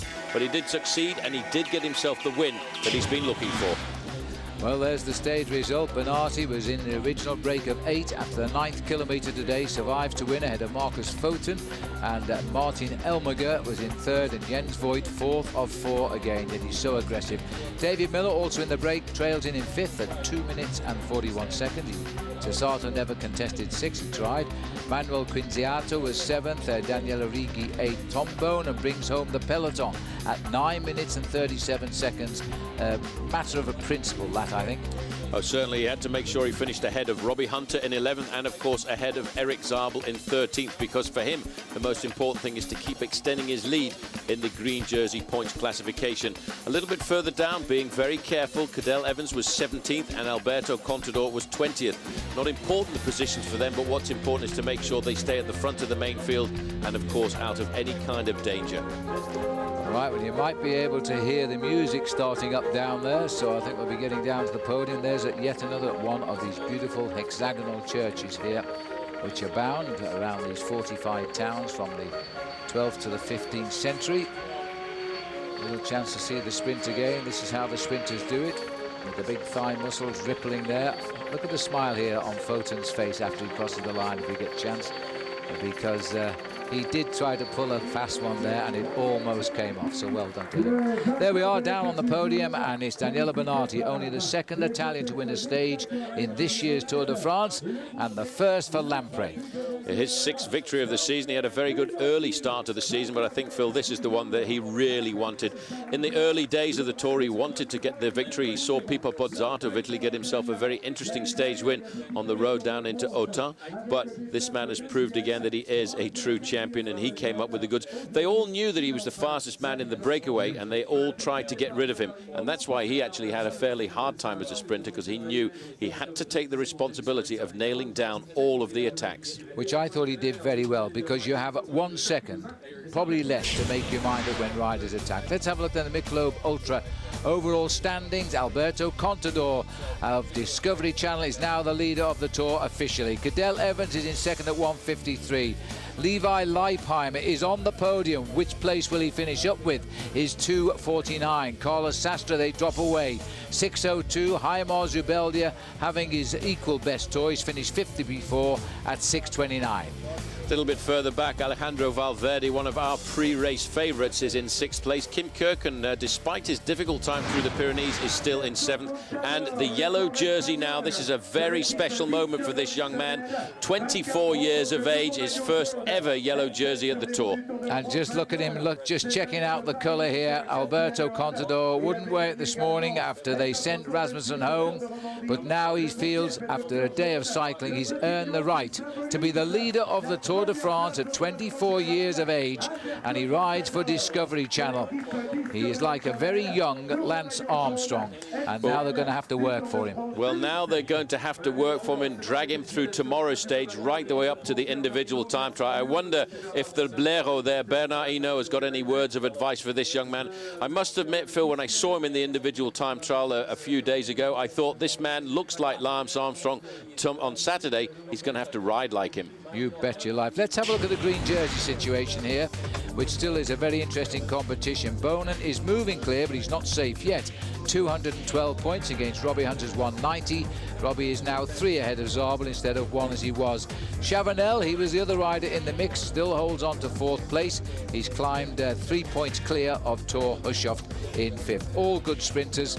That should provide us with a terrific sprint finish down maybe tomorrow, but certainly on Sunday on the Champs-Élysées. There is the signings. Oh, and let's go back down, because here is Tom Bonen. He'll be very happy with that result today, won't he?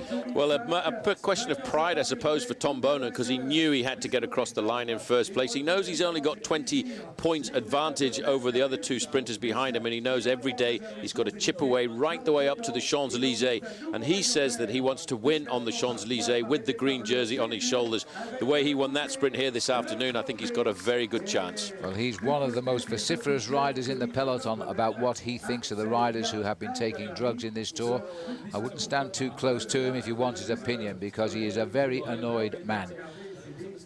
They're damaging his profession, is the way he looks at it, and his profession is a green jersey in Paris. He's never won it before, and he's really worked hard to win it, but he hasn't won it yet, of course. Let's remember that tomorrow we go on. It might be a Tom Bonan finish. Well, it is a Tom Bonan finish, Paul. Tomorrow, stage 18. It's a question of whether he'll win or not, though.